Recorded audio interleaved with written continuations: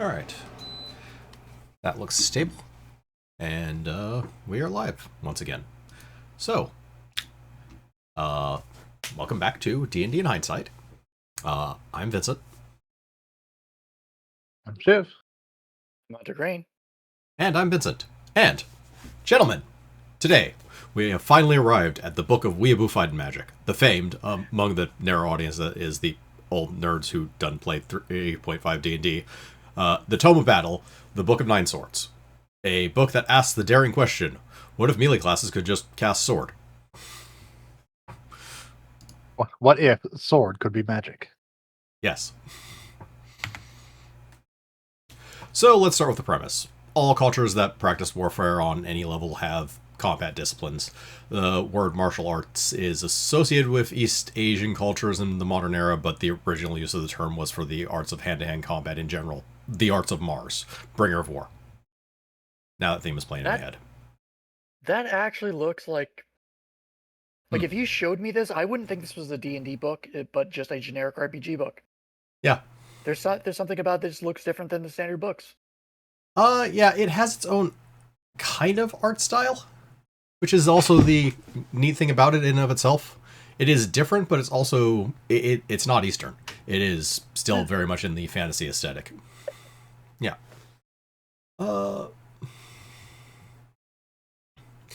Any case, this book's approach to martial arts in general is kind of a mix of wuxia with a Western fantasy flavor adapted to 3.5's unique action economy, basically. But in any case, onto the terminology. So, martial adept, which is someone with levels in the 3 core classes of this book. Maneuvers is the equivalent of spells for the system. They are subdivided into boosts, which are swift actions that are often buffs, but are also other things. Counters, which are usually defensive in nature and are immediate actions. Strikes, which are your bread and butter attacks. Stances, which give passive benefits with an unlimited duration, but you can only use one of those at a time, and switch them as a swift action. And the very rare, none of the above, which does something. Just catch all for a generic thing they thought of that doesn't really fit into any of those categories. There's a few of them. In any case, maneuvers themselves are divided into 9 disciplines, which are akin to spell schools, with each of the classes able to choose their maneuvers from a list of disciplines rather than having a maneuver list for their class. Crusader, for example, can learn maneuvers from Devoted Spirit, Stone Dragon, and White Raven.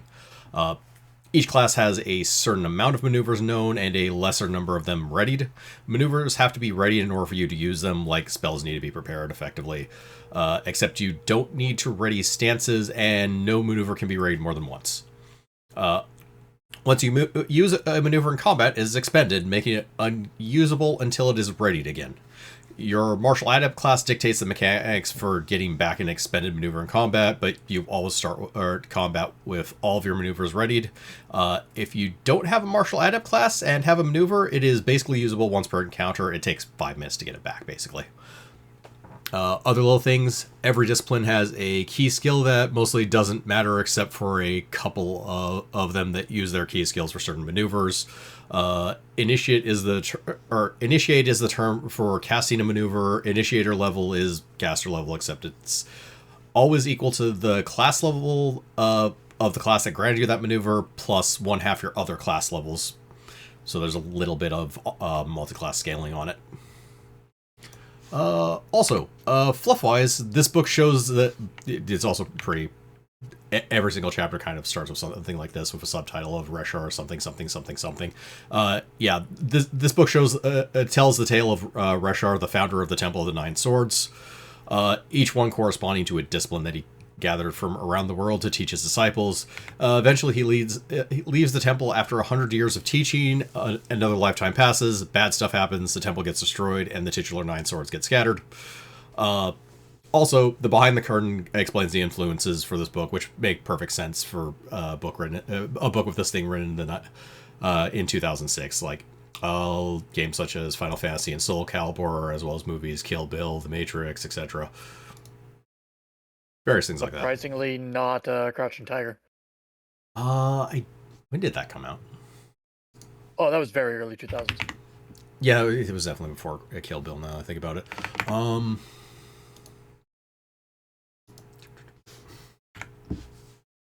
Yes, and since... Like, that might have been 2001, I think. Yeah.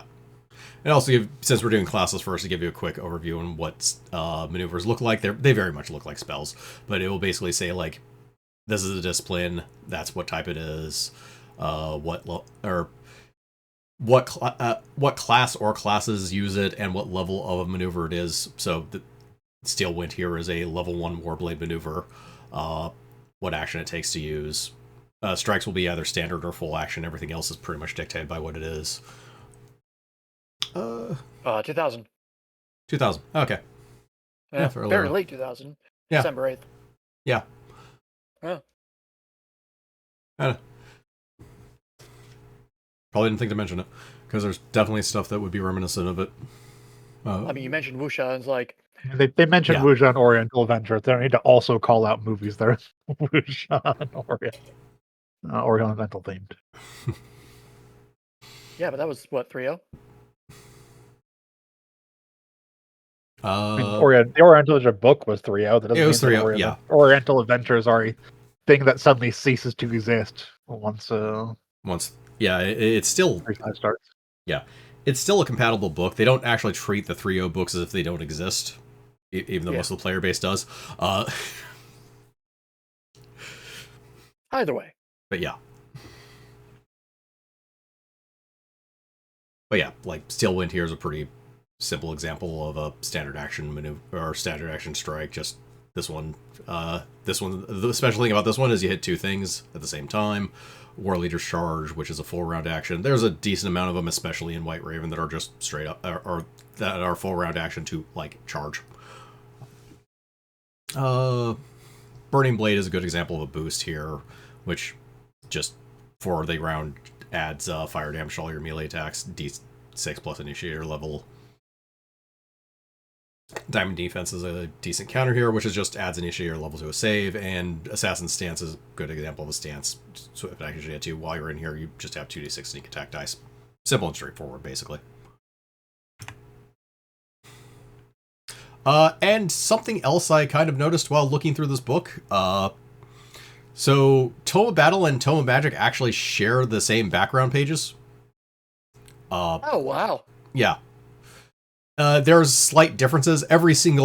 All three sections of Tome of Magic have their own unique little flourishes on top of it, but is basically this is more or less the clearest look I could get at one of these pages. Basically, it's basically just a D&D logo with a circle in the middle of it. Yep. All right. Now on to the three core classes of this book, starting with the Crusader. The sort of paladin adjacent martial adept that learns its maneuvers from Stone Dragon, White Raven, and its unique discipline, Devoted Spirit, which casts heal via smacking things. Among other stuff, it does a lot, actually. So Crusaders play a card game with its maneuvers, readying a certain amount but only having a small number available to them at the start of combat, unlocking them each round until they can't, then shuffling the deck and dealing a new starting hand. Basically, a level 1 Crusader will have 5 maneuvers ready at the start of combat, but they only get 2 of them, 2 granted to them. Crusaders can only use their granted maneuvers. 2 random ones granted to them, I should say. They can only use their granted maneuvers, but at the end of each turn, they will get another one of their ready maneuvers granted. Or if they don't have any ready maneuvers to gain, they will ready all of their expended maneuvers, then get reshuffle basically, get 2 new random maneuvers granted, and start the cycle over again.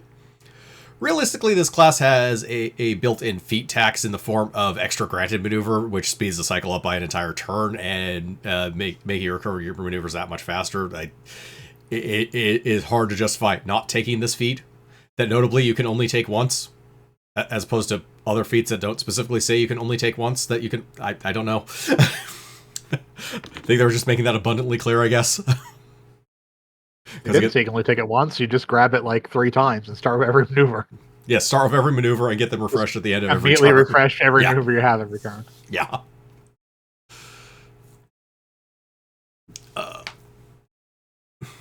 But yeah.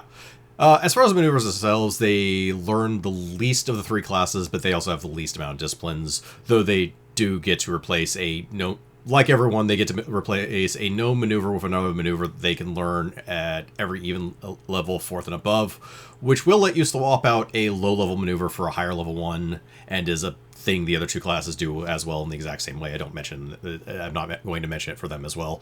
They also eventually get 4 stances, but they are at awkward levels because there isn't a stance for every level, but basically they have to take the highest level stances are level 8s.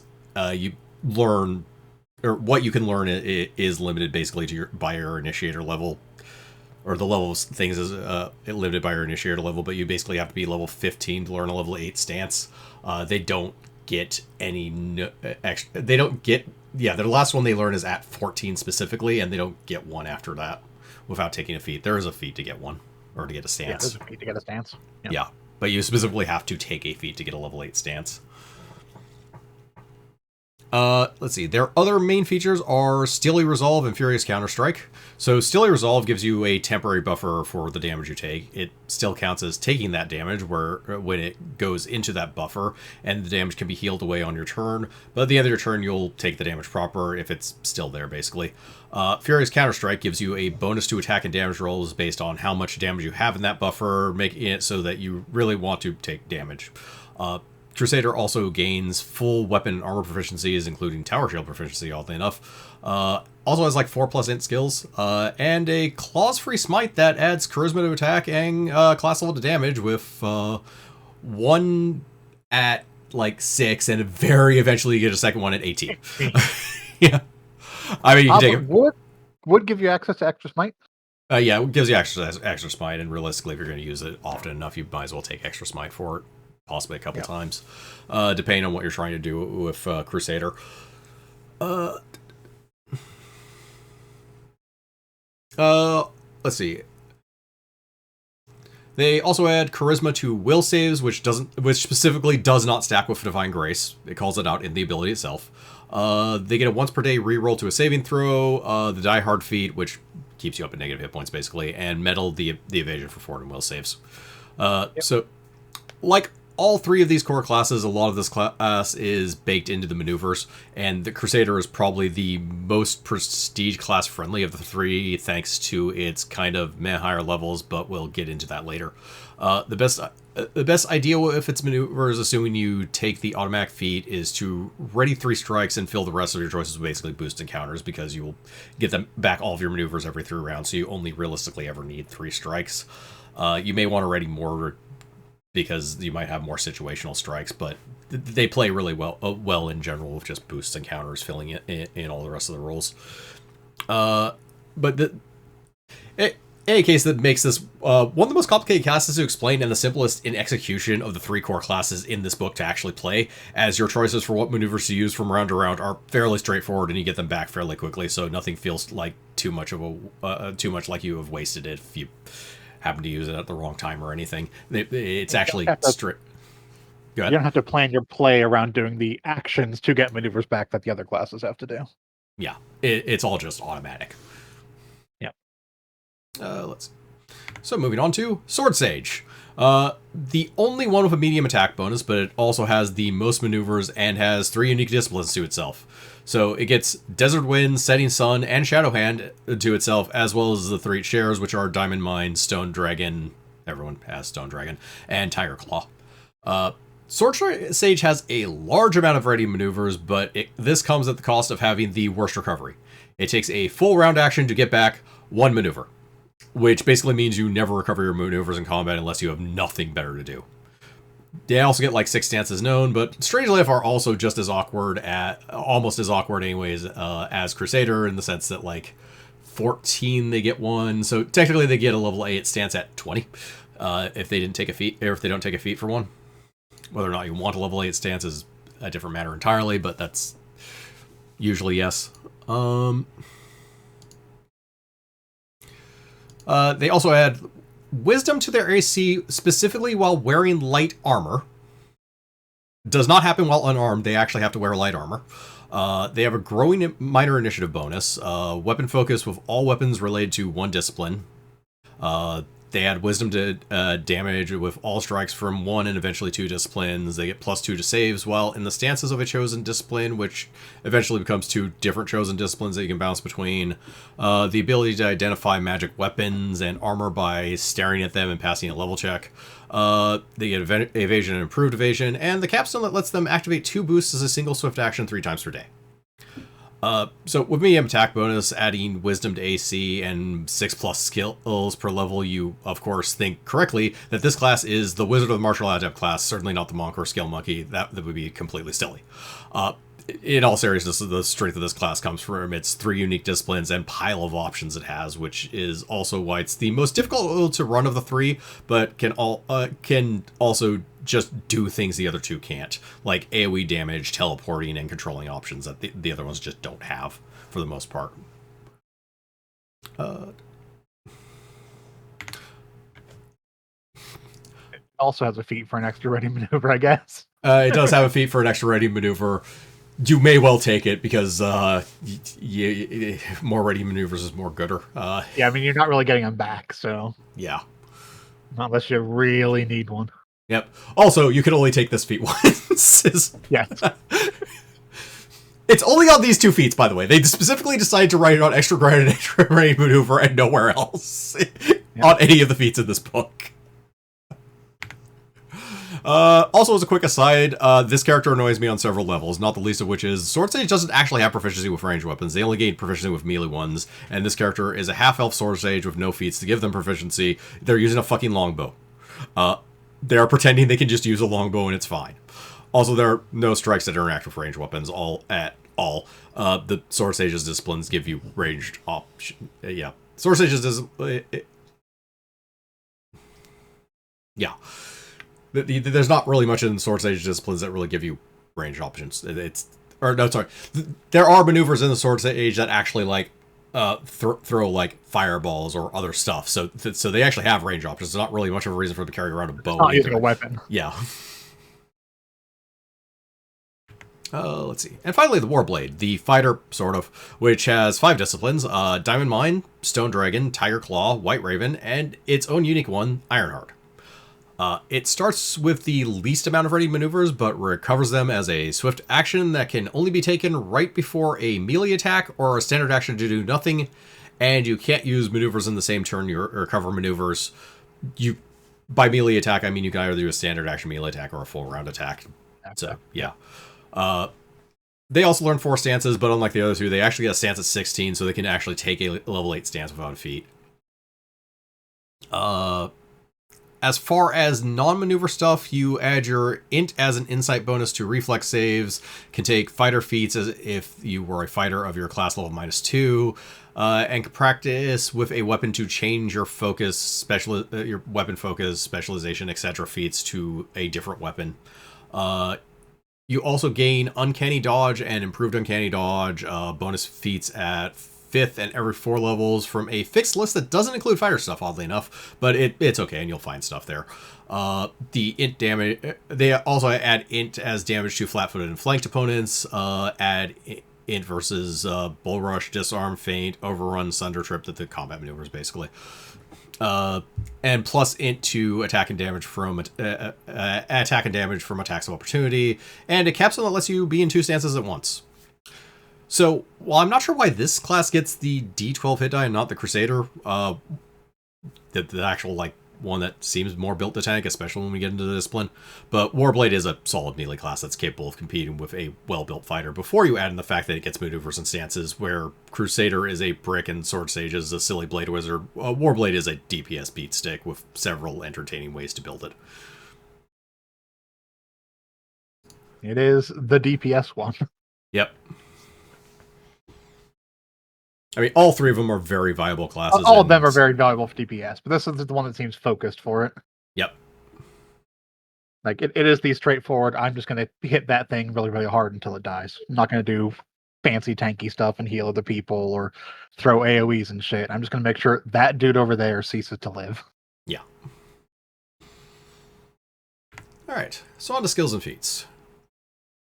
Starting actually on this page with Duel of Wills, because oddly enough we're going to talk about skills for about a quarter of a second.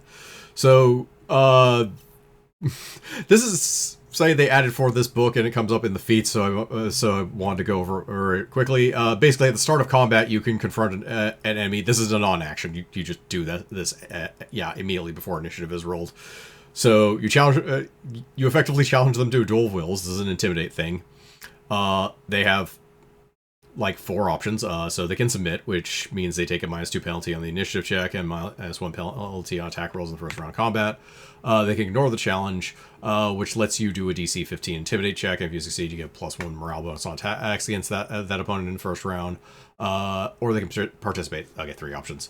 Both you and them make an intimidate check. The higher one gets a +1 attack and damage rolls against the loser, and the loser it's a -1 on attack and damage rolls against the winner. Just because you want to overcomplicate combat, or you actually took the feat that involves it, but yeah. The other thing in this book the other thing about skills in this book is martial lore here. So it's just a new skill. It is basically spellcraft for martial maneuvers. Yeah. Identifying martial maneuvers, etc., etc. Yeah. All right. Now, what are the feats worth talking about? First and foremost, blade meditation here. Let's see. That is So when you take this feat, you choose a discipline. You get +1 bonus on damage rolls with the weapon of that discipline, a +2 bonus on checks with checks for the discipline's key skill, and the save DCs of all your maneuvers go off by 1. Considering that skill focus is a +3 to any skill check, there's a good chance that if you wanted to take skill focus with anything, this is actually better by a lot. Yeah, this is a little bit less than regular skill focus, as 2 instead of 3. It's also half of weapon specialization, and it's spell focus, all wrapped up into one skill. Yeah, or one feat. Yeah. Yeah, this is effectively the spell focus. It's just they give you a bunch of other stuff on top of it. Yeah. Let's see. Evasive reflexes here.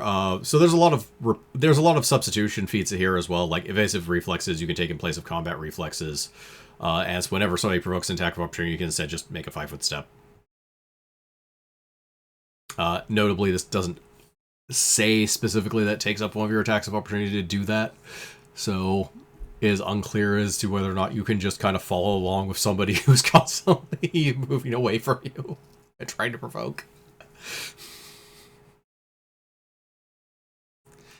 Let's see. Also, instant clarity here. Which is a neat psionic one, just swift action to become psionically focused after you initiate a martial strike. Which has a 3 times per day limit, but that's at least a 3 times per day and not a once per day, so it's not awful. The other psionic one here, swift action to recover expended maneuver by expending your psionic focus. And spending power points equal to maneuvers level.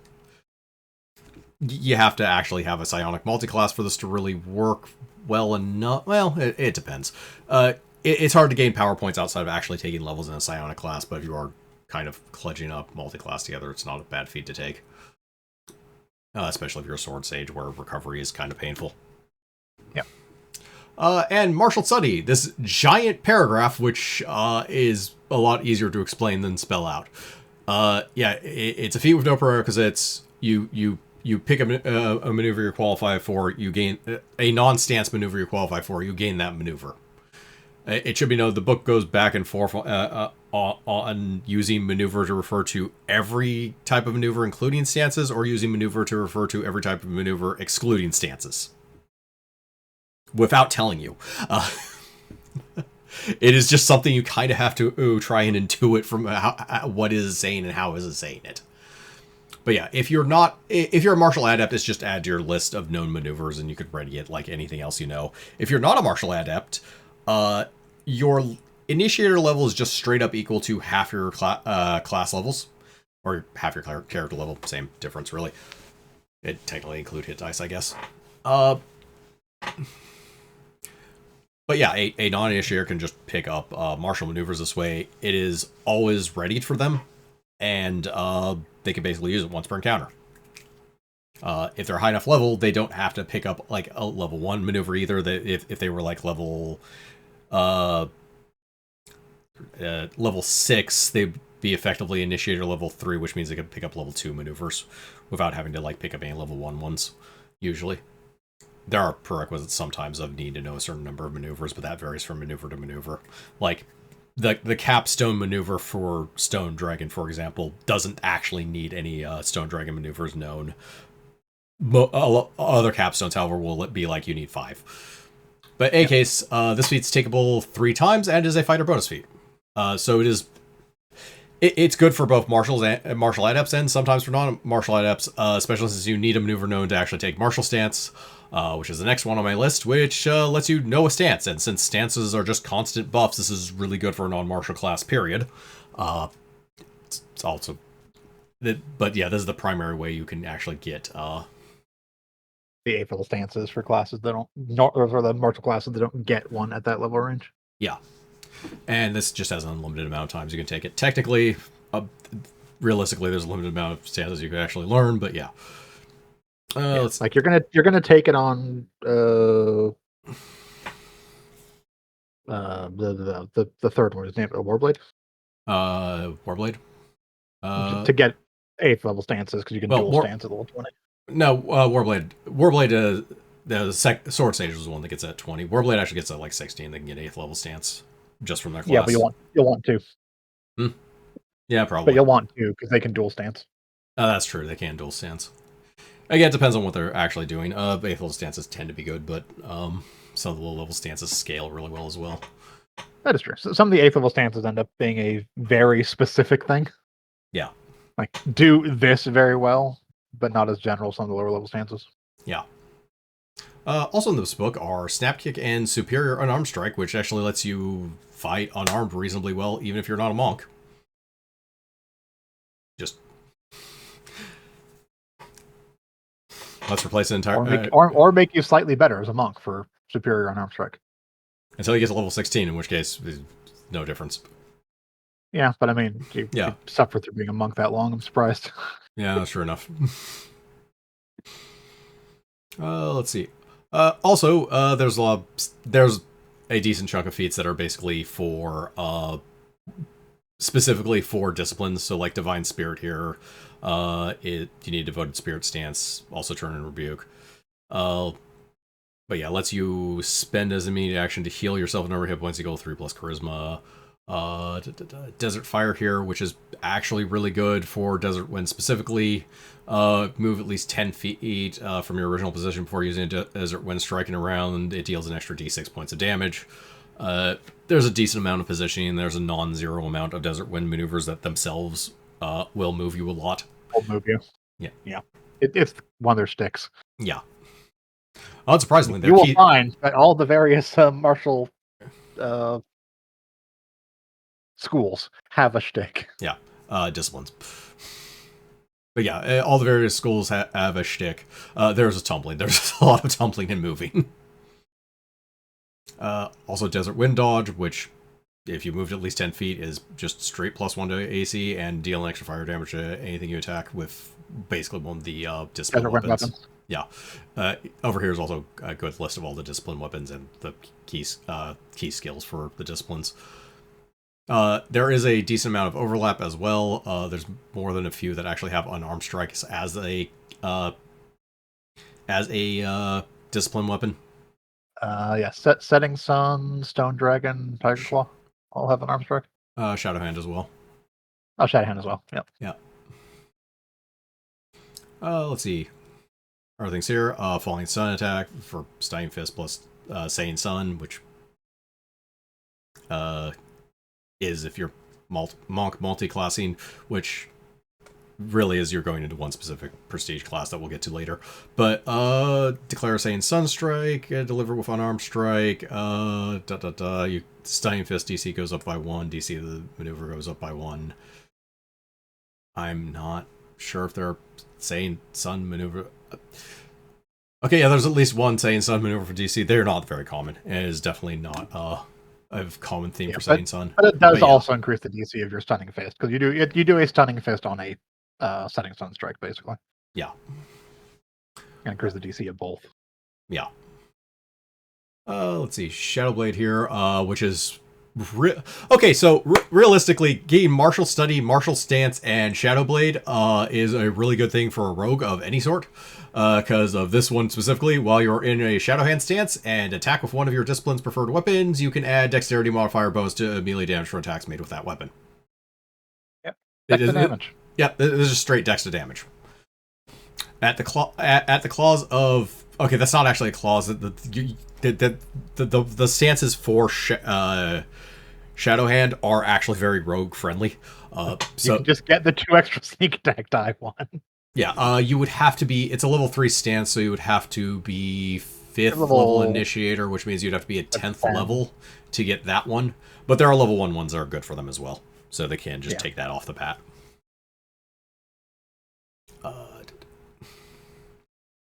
Let's see. Unearthing Calm, the Diamond Mine 1, which lets them use Concentration instead of Intimidate for the Duel of the Wills thing. They gain a +4 bonus on that check, and if the enemy ignores them, they get a +2 morale bonus attack rolls in the first round instead of +1. Which is amusing. Not necessarily good, but amusing. It will be noted that if you are doing Diamond Mine to its extreme, you will have a lot of concentration. It is one of the disciplines that actually uses its key skill a lot.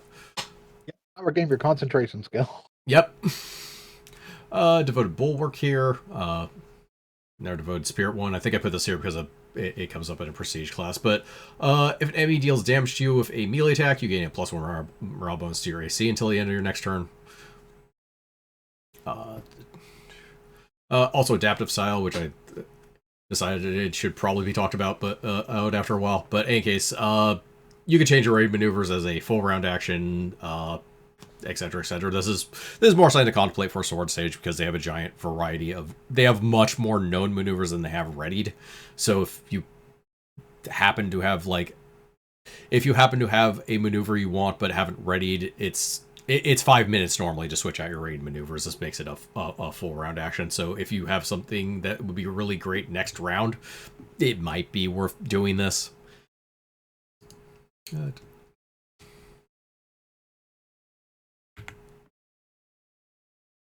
Also in this book, tactical feats, and there's basically one for every single discipline. Most of which are that they're tactical feats, so you get like 3 mediocre things. These 3 were actually worth talking about because there was at least one thing that wasn't mediocre. Like here, this needs... Oh, this is why I actually put Devoted Bulwark over here, because it's actually a prerequisite for Faith Unswerving. But yeah. This is a Devoted Spirit one. Let's see. First option here, when you make a charge attack against a foe, if you hit any time before the start of your next turn, you can use an immediate action to move up to your speed immediately after the foe moves, as long as you end your movement adjacent to that target, which is kind of nice in and of itself. And realistically, with tactical feats, you're looking for one maneuver that's going to come up often enough to actually be worth taking as a feat, and 2 things that are at least nice bonuses to have. Let's see. This one, you must hit an opponent with a melee attack a time before the start of their next turn. You can take an action to block a melee attack made by your opponent. This is a really, really, really easy clause to fill. Must be adjacent. Hit guy, he tries to attack your opponent. You add a d20 to the AC. Yeah.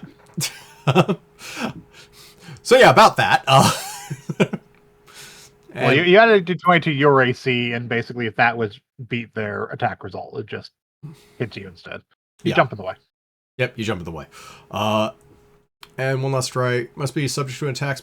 Must be subject to something that reduces you to 0 if your hit points as immediate action. You move up to 5 feet, make a single attack with +5 to hit. Gain bonus on your damage roll equal to your character level. Devoted Spirit is the martials is the discipline that has the I hit him and then I heal myself maneuvers.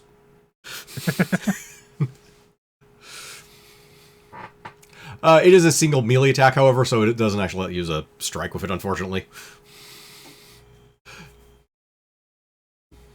After you complete this, you drop to 0 for your hit points. But yeah, a nice little revenge thing there.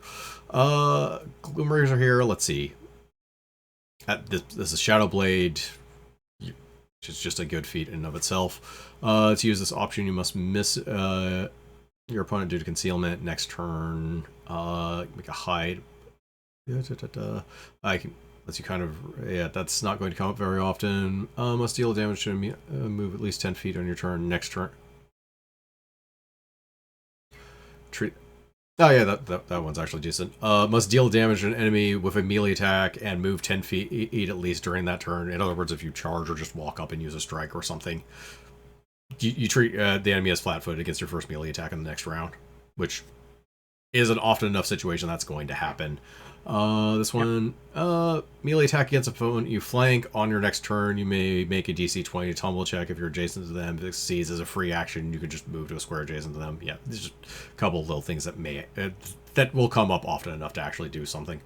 And let's see, the Desert Wind one. Let's see, must deal fire damage on your next turn. A DC 20 tumble check as a move action. If you succeed, they catch fire. No. Which is amusing, but not actually good. Next turn, must deal fire damage to foe. Yeah, okay. If you dealt fire damage, then deal fire damage to the foe again. DC 20 spellcraft. Flames grant your allies +2 to attack them for a turn. Can't be good versus the boss if you just keep hitting them with fire. Yep. Dance of Flame. What Desert Wind does. Yep. Oh, okay, so move 10 feet, initiate a Desert Wind stance on your next turn, +2 bonus on tumble checks. If you see a tumble check to avoid an attack of opportunity, opponent whose attack you avoided takes a D6 points of fire damage as Mystic Flames to roll around you. There's not a limit at the number of times you can do this. Yeah, just keep provoking. Okay, so if you have a 60-foot move and, I don't know, walked up to them and just activated a Desert Wind stance, and just kind of circled them, and you can't fail that tumble check because you've rigged it into the fucking sky. Okay, so this would trigger 12... Okay, yeah, you can do 12d6 fire damage. Granted, this is all in increments of, like... this is from your move action. You still actually have an attack. Now, granted, these are all in single instances of a d6, so if they have any resistance to fire, this isn't going to work, but it is funny as shit.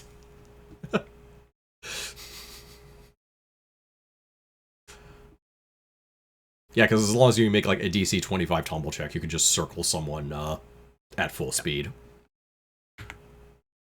Alright. Blade magic. The actual rules proper for this stuff. So, maneuvers are extraordinary actions unless they say otherwise, which some of them will. They don't require concentration if hit while you're initiating the maneuver, and they don't provoke attacks of opportunity. Initiator level is equal to your, as I said before, your martial adept class level plus 1/2 your other class levels, and determines what maneuvers you can learn, mirroring what spells a full memorization caster can learn. The chart's over here, but it is basically the exact same as a wizard. So if your initiator level is 1 or 2, you can learn a 1. At 3, you get 2. At 5, you get 3rd, etc., etc. Up to at 17th level, you can learn 9th level maneuvers. Each discipline only has 1 9th level maneuver. Let's see. Only the skill Martial Lore can identify a maneuver as it's being used. Bonuses and penalties for maneuvers and stances don't stack with each other unless they say they do. So, let's see. Beyond that, description of the 9 disciplines proper, which I will say for the maneuvers, are in this section as well, but point that out here. Let's see. Maneuvers, as you've seen before, are also a lot like spells, and with the same components and descriptions fall along the same lines, so I won't really go over in detail that stuff you've already heard in the 3.5 Player's Handbook video, which I assume you've watched. If not, it's over there. Also, the rules for learning maneuvers from independent study by spending XP, but this does require DM permission, and you don't really need it. You'll get enough. Yeah, you get plenty, and you can also pick them up from feats and such. But yeah, you get plenty on in any of the martial adept classes. So, on to maneuvers and stances proper. Starting with Desert Wind, the Sword Sage discipline of fire and AoE attacks. Tumble is its key skill, and while there's nothing here that directly calls for tumble checks, there is a lot of movement going on, and sometimes you just want to get in the right spot before doing your AoE attack. Yeah. Early levels for all of them start out kind of small, like Distracting Ember here is a boost that summons a small fire elemental, doesn't do anything except flank, and won't take attacks of opportunity, but does threaten a square.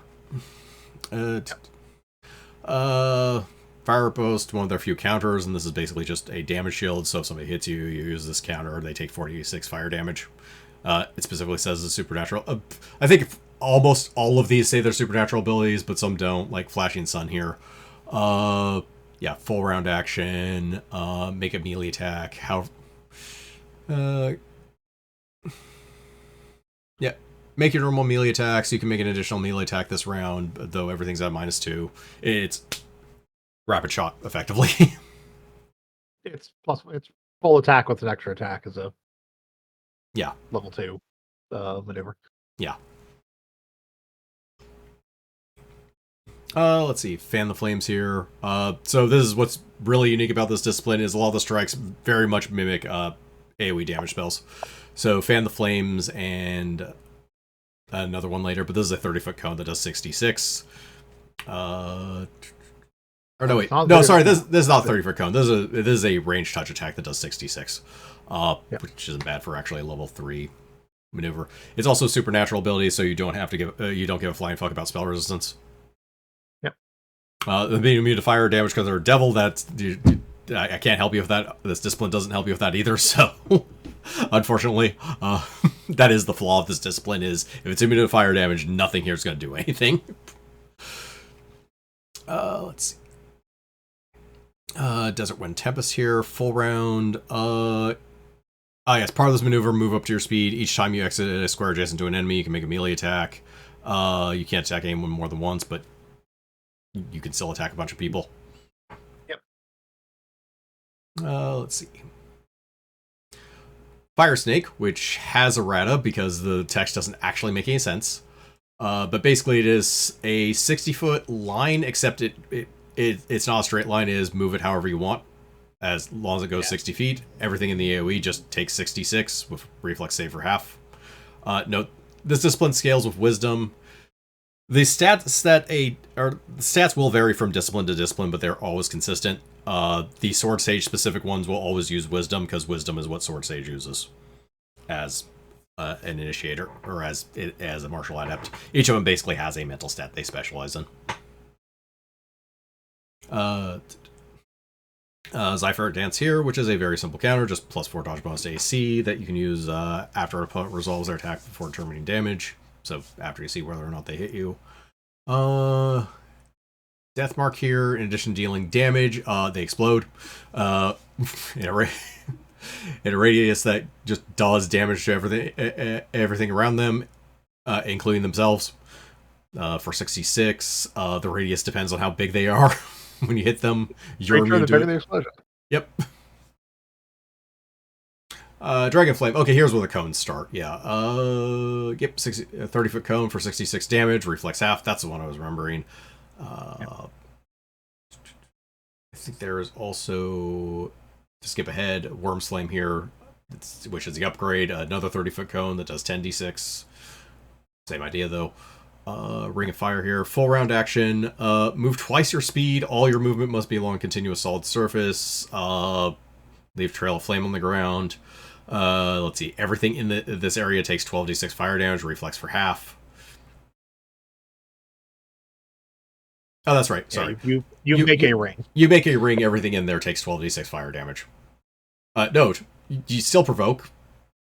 Again, tumble. They really want tumble. Yep.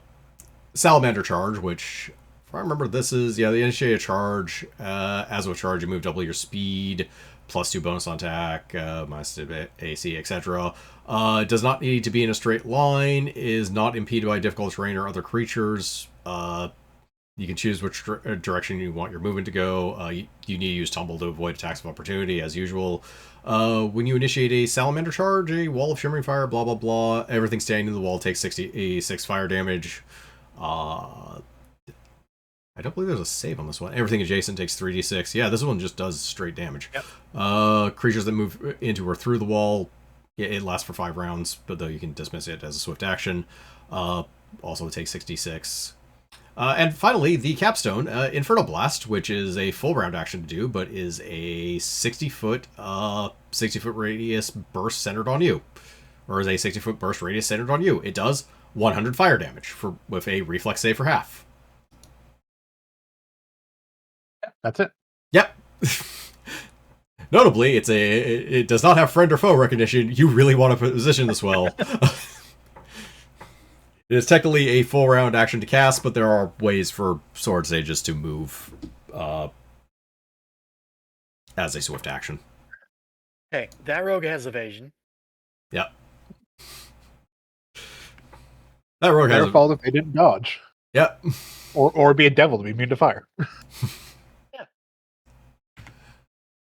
Also, I separated the stances, basically. This is literally all their stances as well. It's easy to go over all the stances for everyone. But yeah, the 4 stances for the Desert Wind. This is the only thing that actually cares about your ranks in Tumble, which basically the more ranks you have, the more fire resistance you have, or when you have 19 plus, which would be at level 16. 16. Gain 16. immunity to fire. Yeah. Gain immunity to fire. That's just -3, basically. Let's see, Holocaust Cloak here. Or adjacent opponent hits you in the stance, they just take 5 fire damage, so just damage shield again. Let's see, every melee attack you make does extra d6 fire damage or fire reassault, the level 6 one, and the level 8 one, column of super, yeah. You float slightly with a column of superheated air around you, you hover 10 feet off the ground, and can hover above like liquid surfaces. Fly speed equal to your land speed with perfect maneuverability, however, you're 10 feet up, period. You can't actually go up or down. So it's a very pseudo fly. If you hover in place and make a full attack, the column becomes super heated, dealing 3d6 fire damage to creatures adjacent to or within the column, including the creatures adjacent to your square. So just extra little bonus moving full round. And again, you just basically float. You float 10 feet above the ground, so you can avoid a lot of things. However, it's not flying proper. Nope. All right, on to Devoted Spirit, or possibly the most powerful discipline in this book, actually. Yeah, this is the Crusader one. Yeah, do you want to be a melee healer? Yep. So, unique discipline, it heals and tanks and damages and stuff. It's kind of a grab bag, actually. This is the only discipline that has alignment subtypes on its maneuvers, but as far as I can tell, that isn't actually a restriction on whether a Crusader can take them or not. You can take stuff of an opposite alignment. You probably won't. There's no specific, as far as I could find, there was no specific restriction written anywhere. In any case, their bread and butter strikes, there are several of them. I just put like basically the first and highest level is Crusader Strike here, which is make an attack. If you hit, this is Cure Light Wounds. It's a d6 instead of a d8, but it is like a d6 with a cap of +1 per initiator level max 5.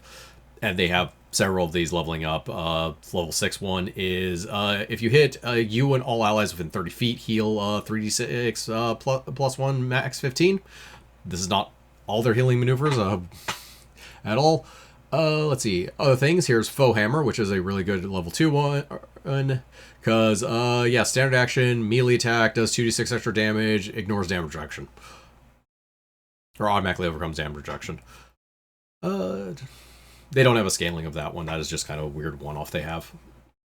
Shield block here is a neat counter. Adjacent ally gains just +4 shield bonus to AC. Well, your shield bonus +4. Oh, sorry, your shield bonus +4 to their AC, which can so like up to 11. Yeah. Depending what your shield AC bonus is. And notably, this isn't a shield bonus. This is just a bonus to their AC. So if they have a shield, this will still apply. Yeah, that attack is likely to miss your ally. Let's see. Divine Surge here. Alright. Maneuver just straight up does 8d8 extra. And it's not to be confused with Divine Surge Greater, which we'll get to in a minute because it's fucking stupid. Let's see. Defensive Rebuke here. This is... Enemy strikes you after you... Each enemy that strikes you after you initiate this boost becomes vulnerable to further attack. Yeah, so... Yeah. If such an opponent attacks anyone other than you in melee for the duration of the maneuver, they provoke an attack of opportunity from you. Enemies, become aware of that consequence. Yes. You evoke this boost, you hit them, then if they try to attack anyone other than you, they provoke an attack of opportunity. Kind of one of their more tanky things. Radiant Charge here, which is one, which is a placeholder. There is literally one charge for every single alignment. This happens to be the good one. The good and evil one were damage reduction. The long chaos ones did their own things, but they're all basically the same idea. 66 extra damage against an evil line target if you charge them. In addition, if you hit an evil line target, you gain damage reduction 10 dash until the beginning of your next turn. Shield counter here. Media action. Attempt to shield blast an opponent. It's made a -2 penalty. If you do, their next attack just misses. It is really easy to rig this to where you're basically not going to miss because you're a full base attack character as well.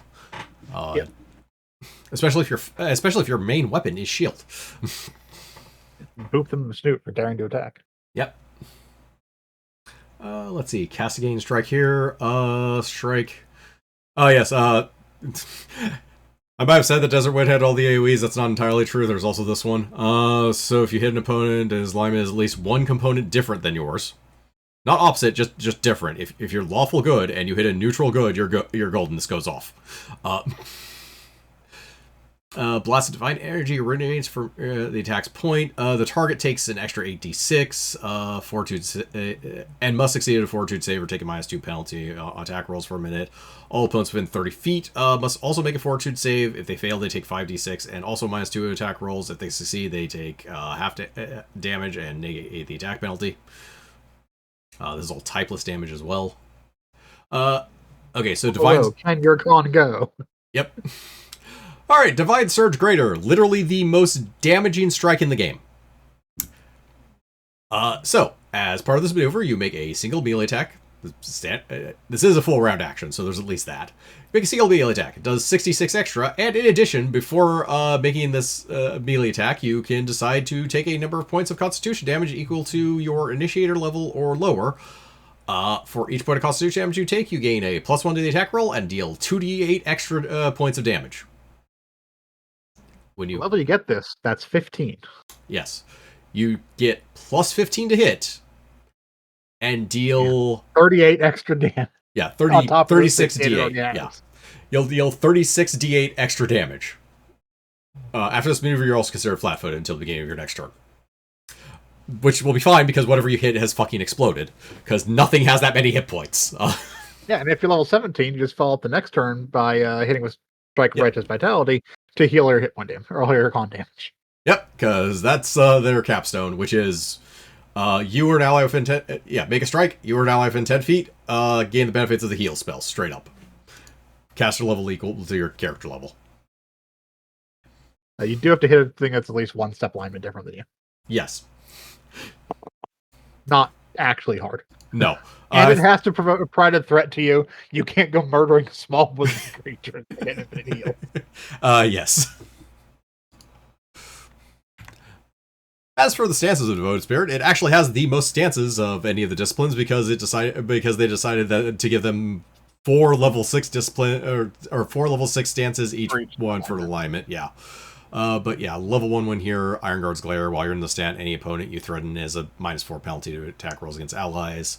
Martial Spirit. Each time you hit an opponent, choose a different... Oh, yeah, sorry. While you're in the stance, you or an ally within 30 feet heals 2 points of damage each time you hit someone. You get to choose a different recipient every time. It's just basically a minor healing thing.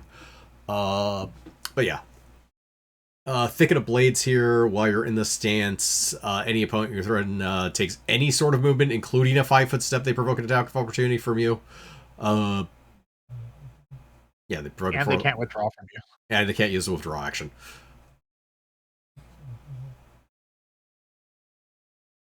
Let's see.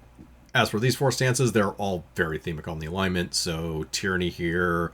End of your turn, you can choose to deal 2 points of damage to each willing ally within 10 feet. For each ally who takes this damage, you heal 1 point of damage. This is easily the weakest of the 4. Or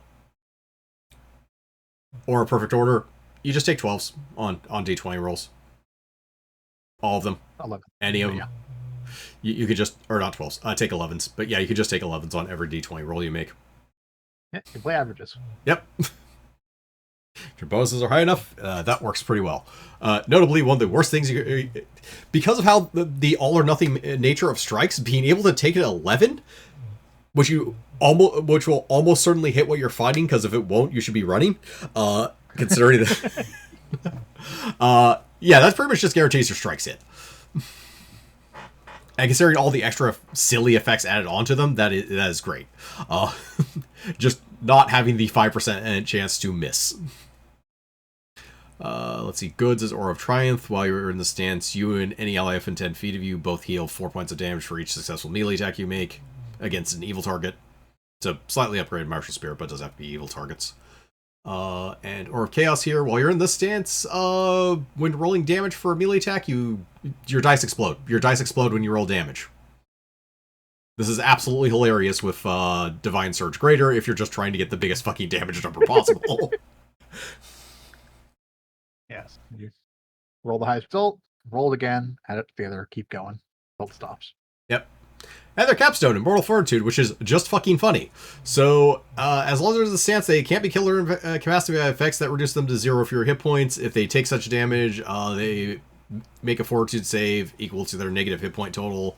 If they fail the save, they die or fall unconscious, depending on what the total is. But if they pass, they're back at 1 hit point. After they've passed 3 saves, this stance ends on its own. You can't just go back into the stance as a swift action, but yeah.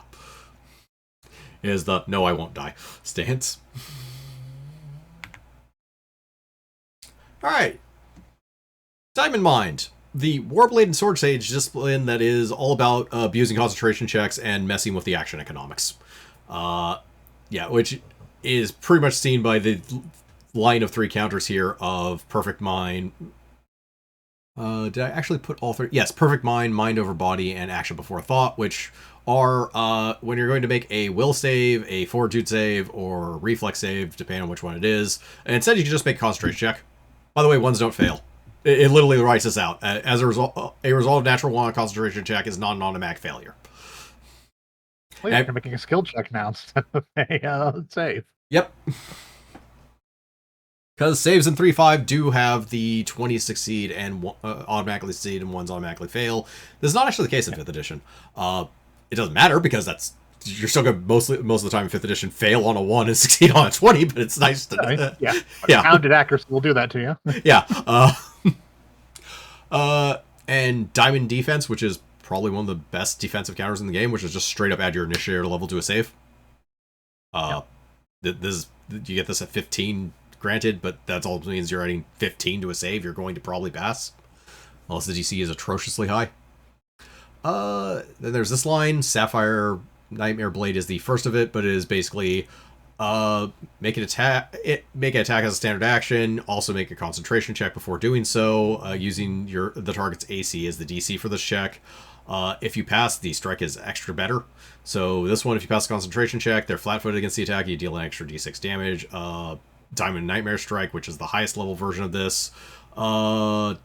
If you pass the check, the attack deals 4 times normal melee damage.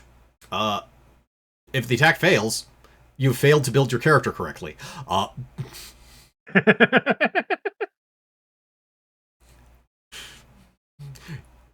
Your concentration check should be so much higher than what you could actually roll for an attack that it shouldn't even be funny. Honestly, at that point. Let's see. Insightful Strike here, standard action, make an attack as usual. If it hits, don't deal damage. Instead, you deal concentration check damage.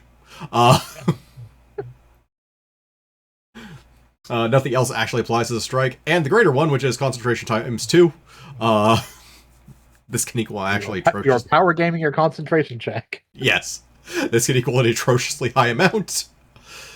Let's see. Moment of Alacrity here. Let's see. When you initiate this maneuver, your initiative count improves by 20. There's a boost, so it only applies for the next round, but it is kind of amusing. Because... Mind Strike here. This hits. This is one of the save ones. Will save, or they take a D6 wisdom, or D4 wisdom damage. Stat damage is not a strength of any of the disciplines, but this one does deal wisdom damage a bit, at least. Really better for Warblade that can actually get the strike back and at least start to harangue like a clerk or something. Just reduce their wisdom to make their saves not as atrocious. And or something that you don't... Unable to cast spells, depending how low you get it. Yeah. Because you do have to have 10 plus spell level of casting stat to be able to cast spells of that given level. Yeah. And sometimes monsters will have just enough to cast a spell. Yep. Let's see. Rapid counter here. Foe provokes an attack of opportunity from you. You can initiate this one. Yes. This is an immediate action to make an attack versus someone who provoked an attack of opportunity against you. this is not the attack of opportunity itself, so you can also do your attack of opportunity. In addition to this, you can literally make 2 attacks when they provoke an attack of opportunity. Yep. Avalanche of Blades, which is funny if you can make it so you're doing like something like attacking their flat-footed touch AC, because, yeah, full round action. As part of this maneuver, you make an attack. If you hit, you make another attack at -4. If you hit, you make another attack at -8. And so on, and so on, and so on, until they're reduced to -1 or fewer hit points, or you miss.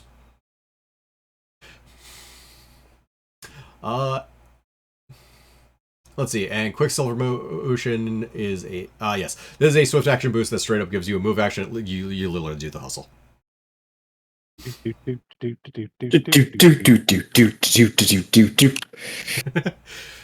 Your mic is loud. Yeah. Oh, my apologies. That better? No, not at all.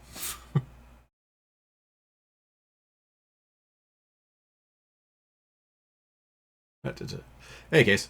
Yes, and the capstone, of course. Time stands still. It's a full round action. What do you do for this full round action? You make 2 full round attacks.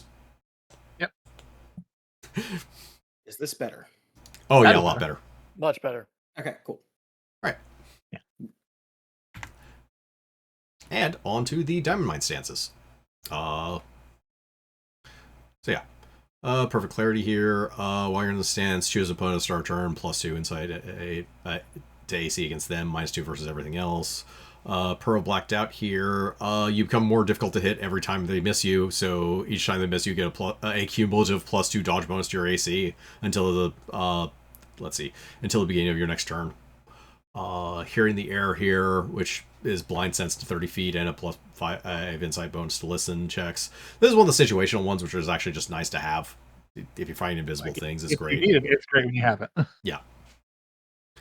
Stance of, and yeah, the level 8 stance of alacrity here. While you're in the stance, you can use 1 counter per round without taking an immediate action.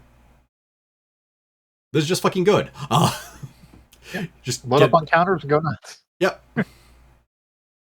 Counters and other immediate actions, because you get the counter for free, so you can also take a non-counter immediate action. Yeah. All right. On Ironheart, the Warblade exclusive discipline is some rerolls, multiple opponent attacks, defensive things, and some large single strikes. In other words, it's a hodgepodge of solid things. Yeah, so starting with like a simple level 1 in here, which we already saw earlier, actually. Steel Wind, initiate the strike, attack two different foes you threaten. Don't even have to be adjacent. This, however, let's see, scales up to like Adamantite Hurricane here, which is make 2 melee attacks against each opponent you threaten with when you initiate this maneuver. You also receive a +4 bonus on each of these attacks, which are otherwise made with your highest attack bonus. So just a shit ton of attacks if you happen to be threatening a good amount of things. If you're using a big fuck-off 2-hander, as a matter of fact, if you're threatening 2 things, this is 4 attacks at full attack bonus +4. This is more than you're going to get for a full round. Yeah. Yep. And it is adjacent opponents, so you having longer reach doesn't help you, but you can get a lot of things next to you. Yeah. Disarming Strike here, which is part of its own line, because this is basically attack, then make a free disarm. Exorcism Still here is attack. The weapon, specifically, yeah. Initiate this strike, you attack your opponent's weapon, doesn't provoke attack of opportunity. You can see they also have a -4 on damage rolls. And you attack their weapons, so you technically do damage as a sunder. Ironheart Surge here, which is the first one we've encountered that is not a strike, boost, counter, or stance. It is just a maneuver. But yeah, standard action.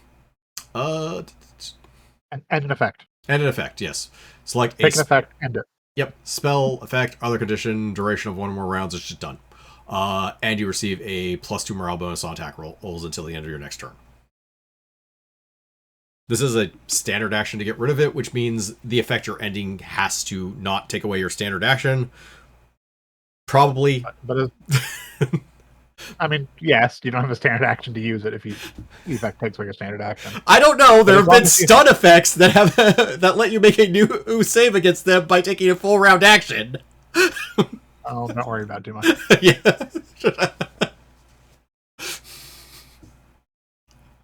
Let's see. Lightning recover here.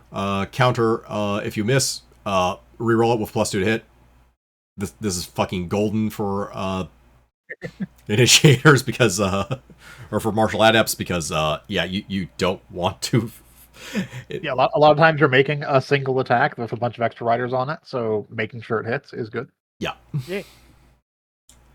Let's see, Ironheart Endurance here. Very simple boost. If you have half or fewer hit points, gain hit points equal to twice your level. This is a solid amount of healing, actually, regardless. Let's see, Ironheart Focus. This is a very immediate action. Reroll save you just made. Again, a solid reroll, which in 3.5 actually rerolls tend to come at a premium. So this one, even just being on a level 5 counter is not bad in general. Finishing move here as part of this attack, blah blah blah, deals 48 extra unless they are at less than full hit points, in which case it's 60 or 46 extra, in which case it's 66, or if they're at less than half, they take 14d6 extra damage. Kill that guy. Yeah, it's good for boss fighting. Let's see, Manicore Parry here. Yeah, this is one of the. They have a lower level version of this too, but this is a pretty standard anti-attack counter, which is make a melee attack. If it's better than your opponent's attack, they miss. This one also comes with an extra, in addition to deflecting an attack here. Yeah, it strikes a new adjacent target. Yep. Yeah. Let's see, lightning throw here, which is a 30-foot line of attack everyone in that line. I believe this one is. Yeah, make a single melee attack. You straight up will deal damage equal to your normal melee damage plus 12d6. The attack, so is a reflex save for half. The DC is that attack roll you made. You don't actually have to hit their AC. The attack roll is literally determined to DC, which means they're probably fucking failing. Because the DC of a reflex save based on your attack roll is going to be higher than any DC a spellcaster can rig out of their ass. Add their capstone, Strike a Prayer for Clarity. You make a single melee attack as a standard action. If it hits, it does 100 extra damage. It is just fucking silly. Yep. I hit that guy. Takes 100 extra damage. Not fancy like a big 100 damage AoE that doesn't ignore your friends. But it's simple. But you want to kill that one guy. Let's see. Stances, which are less impressive, but still kind of nice. Punishing stance is not terrible, actually. Just straight up, you deal a d6 extra damage for all melee attacks, but you're -2 AC. It's an okay trade-off. Absolute Steal here, while you're in the stance, gain a +10 foot enhancement bonus to your speed. If you move at least 10 feet, you also get a +2 dodge bonus to AC until end of turn. If you are, for some reason, a Sword Sage doing Desert Wind and picks this one up, that's probably not terrible, but there are other things for it is an enhancement bonus, so it doesn't stack with much though, so it's okay at least. Let's see, Dancing Form here, level 5/1. While you're in the stance, gain a bonus to your reach, 5-foot bonus to your reach basically while you're in the stance on your turn, I believe it is. Yes. It is only during your turn, so it won't affect attacks opportunity. Yep. And the level 8 stance, which is DR5. It is straight DR5 for Supreme Play Parry. You don't get the benefit while you're flat-footed. That's yeah, it's just not impressive. No. Though as an aside, this is the class that gets Uncanny Dodge, so that flat-footed clause doesn't actually mean much of anything. Exclusively cares about what? Rogues that are 4 levels higher than it? No, that's for being flanked. If you have an Uncanny Dodge, you cannot be flat-footed. Yeah. Let's see. Okay, so before moving on to the next discipline, we were actually going to talk about trip attacks for a minute. Yeah, so a trip attempt starts with a melee touch attack, which will provoke an attack of opportunity normally, followed by an opposing stat roll where the attacker uses strength and the defender uses strength or dex, or balance if they power gain balance, because it's a balance check at -10. Usually it's just going to be a strength or dex check. Larger targets add 4, and smaller targets subtract 4 per size difference. Also, the feat adds another +4, and other things that doesn't matter for how it also adds other things that don't matter for how it's going to be used in a minute. But yeah, that's just basically the gist of this. Basically, in order to add to this check, you want the feat and to be a larger size. Nothing else matters. You don't add base attack bonus or anything. Right, so Setting Sun. Another one of Sword Sage's unique disciplines that uses trip attempts to throw things, or throw opponents, as well as it has a lot of counters. So Mighty Throw here is a pretty standard example of how this works. Is Resolve Throw as a trip attempt, but you don't provoke attacks of opportunity, so you have to make a melee touch attack, which you're going to hit with a melee touch attack by all purposes. But after that, it's an opposed check. In this case, you can actually use Dex or Strength, whichever is higher, and it gives you an extra +4 on the check. If you succeed, this one will just throw them 10 feet. It's level 1, it's not too impressive, and knock them prone. That's standard for the throw as well. However, this scales up to other things. So Soaring Throw here, same check, but if you succeed, they go 20 feet and take 86 damage. Also, past the level 1/1, if you're for every 5 points you win by the opposed check by, you throw them an additional 5 feet. This one doesn't add extra effects to it, but other ones will. In general, they're not that great. It's not terribly easy to rig throw checks. I actually kind of looked into trying to do that. So the touch attack is likely to succeed, but then the opposed check is, you might have, like, depending on how good monster stats are generally going to be a bit better than player stats, but even if that breaks even, you have a +8 over them, so you have a good chance of succeeding, but you're both still rolling your d20s, so your odds aren't anywhere near as good as just making an attack is usually, though it's probably a bit better than saves, maybe. I don't know. Unless you had a really good way to make yourself bigger. Yeah, if you have a really that's good way. where one of the biggest bonuses comes from. Yeah. However, Blister Throw here is funny because it's the same thing, except it's a 60-foot line, and the targeted all creatures in the line just take 66 in addition to it. You're really throwing them as a weapon. Let's see, but onto the counters here. So, Stalking Shadow here. Opponent in a square adjacent to you moves. You can initiate this one to make a 5-foot step in the space that they occupy. It doesn't provoke attack opportunity, just extra little 5-foot step there. Baffling Defense here. You can. This is the only thing that uses their key skill in the entire discipline, but their key skill is Sense Motive. Basically, you can replace your AC with Sense Motive for an attack. It's a level 2 counter, so. Let's see. Striker Broken Shield, one of the few strikes. Also one of the few things that actually does have a DC in this discipline, but let's see. Deals an extra 46 damage. Reflex Saver, they become flat-footed until the start of your next turn.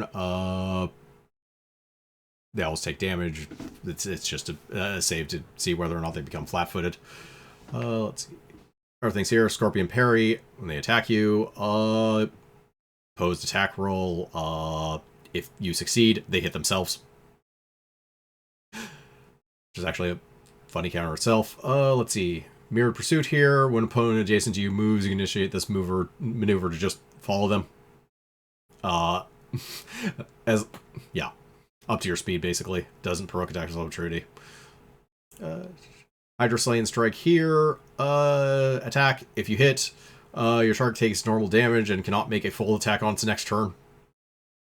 This is actually just low-key really good versus a lot of things, because there are a lot of monsters just to throw out a shit ton of attacks. Let's see. Full Strike, their level 8 counter here. Attacks you, initiate this one, make an attack roll. If you're higher, yeah. Oh, no, wait, that's one that does damage. Wait, what was Scorpion's Parry user? Target someone else. Oh, that's right. Scorpion Parry is someone else. Full Strike as they hit themselves. Right. Yeah. So, now for Tornado Throw. So their capstone is also a throw one, except, okay, it's just fucking good. So, especially if you have a lot of movement, which is not hard to have by level 17. So, as part of this maneuver, you move up to your opponent and throw them. You have to move at least 10 feet. you're going to gain a +2 for every 5 feet you move, so you gain +4. Oh yeah, you keep doing this, by the way. You have double your speed and movement. After every 10 feet of movement, you can attempt another throw.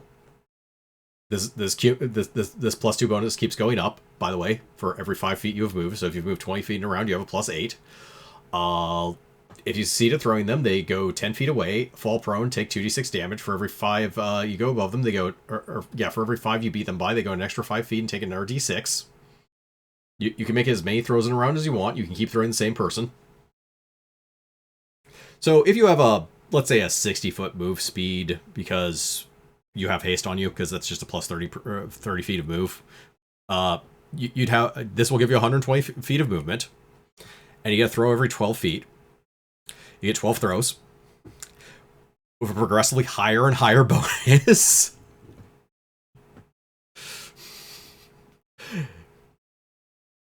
Is this good? I don't know. Is this funny? Fuck yes, it is. So diminishing returns on a single enemy. Yeah. Because you do have to throw them the full distance to get the extra damage. You do. You can do some finagling because of how diagonals work in this game, kind of. Is this a single person peasant railgun situation? No, I mean, no. you're just really tossing people to and fro. Yeah. This is also hilarious if you have, like, spellcasters who want to just get everyone into one space for an AoE or something as well, but little things like that. It is also like a level 17 maneuver, but yeah. Yeah. It's definitely fun. Oh, yeah. Alright. Second Sun stances. Let's see. Step the wind here. While you're in the stance, you ignore penalties to speed, movement, or skill checks associated with movements like the tumble occurred by moving through difficult terrain. If you attack an opponent standing on difficult terrain while you're in the stance, and if that foe takes a movement penalty for moving through difficult terrain, you get a +2 attack, +4 bonus on strength or dex checks made as part of a bull rush or trip attempt against that enemy. It's very situational, but it is one of the few ways of actually gaining a bonus on trip attempts. Yeah, if you can get your opponent in difficult terrain, you can get a bonus on trip attempts against them. Yeah. Let's see, giant killing stance here. While you're in the stance, you gain a +2 bonus on attack rolls and a +4 bonus on damage rolls against bonus one category larger than you. Which, notably, if you're like a gnome or a halfling, is basically fucking everything. Let's see, shifting defense here. While you're in the stance, you can make an immediate 5-foot step each time an opponent attacks you. Just because. It consumes one of your attacks of opportunity every time you do it, however. Let's see. And their capstone, Ghostly Defense.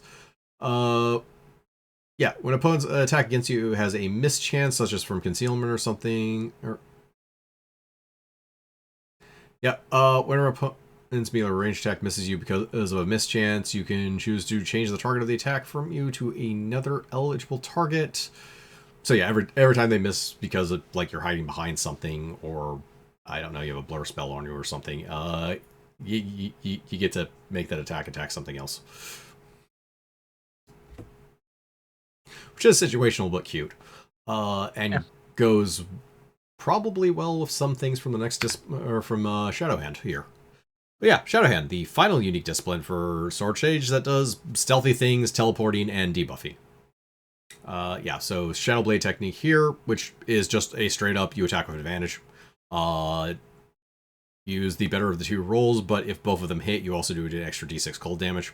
It's actually one of the better level 1 strikes, honestly. Cloak of Deception. Let's see, level 2 swift action boost. You gain greater invisibility, and if you're focusing on Shadowhand, there's a good chance that you are never not having this boost up. For stuff that will become apparent later. Let's see, Drain Vitality here, melee attack, if it hits, Fortitude save, or they take 2 con. If they pass a save, let's see, no, negates con damage, but they still take the melee strike damage as usual. Yep. Let's see, Shadow Garrett here, 60-foot range, range touch attack. If it succeeds, they take 5d6 damage, and Fortitude save, or they become flat-footed until start next turn. Notably, Shadowhand gets along with rogues really well. Let's see, Shadow Jaunt here, part of this maneuver, you straight up teleport. This is a standard action 50-foot teleport. Then its successor, Shadow Stride, which is the same thing except it's a move action, and finally Shadow Blink, which is the same thing but a swift action. None of these are actually strikes, boost, or anything. They are just maneuvers. They're a teleport move. That's a maneuver. Yeah.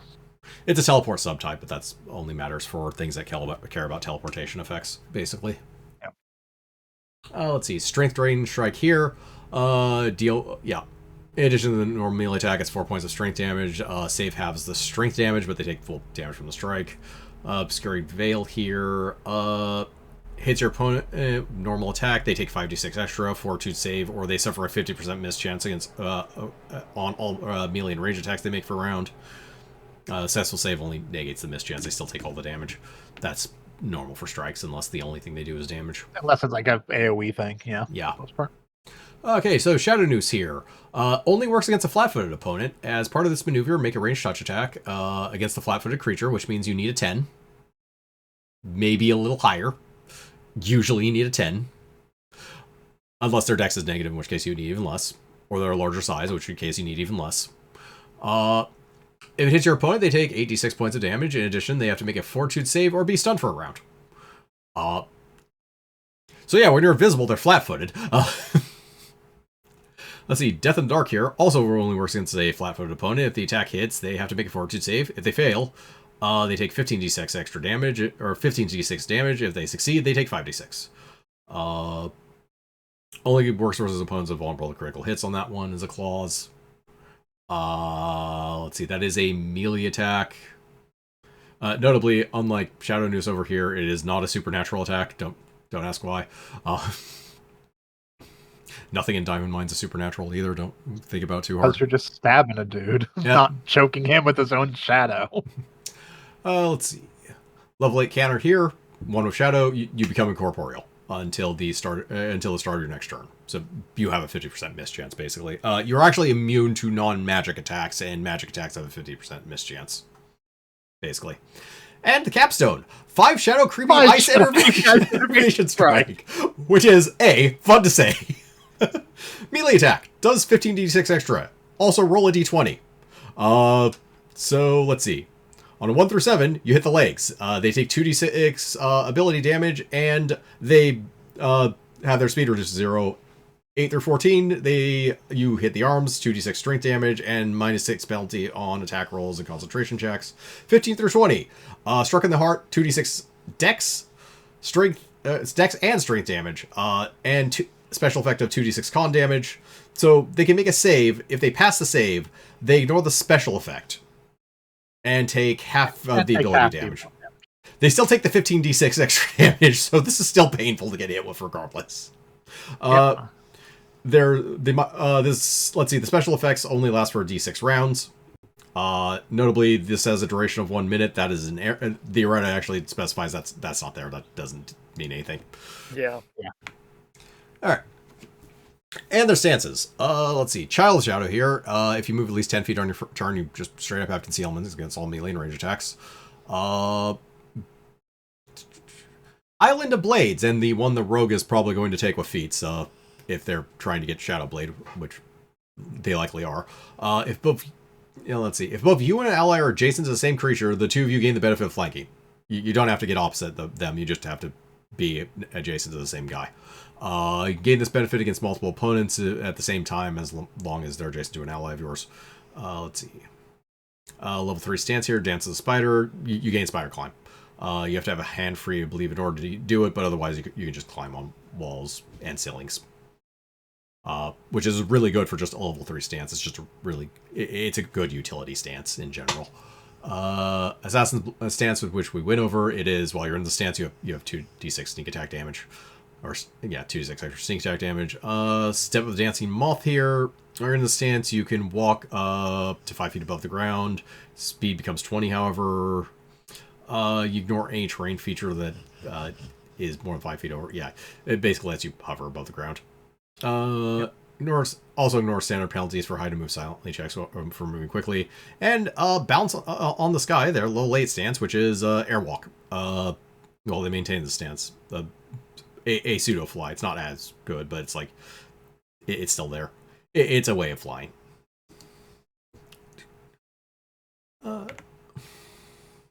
All right.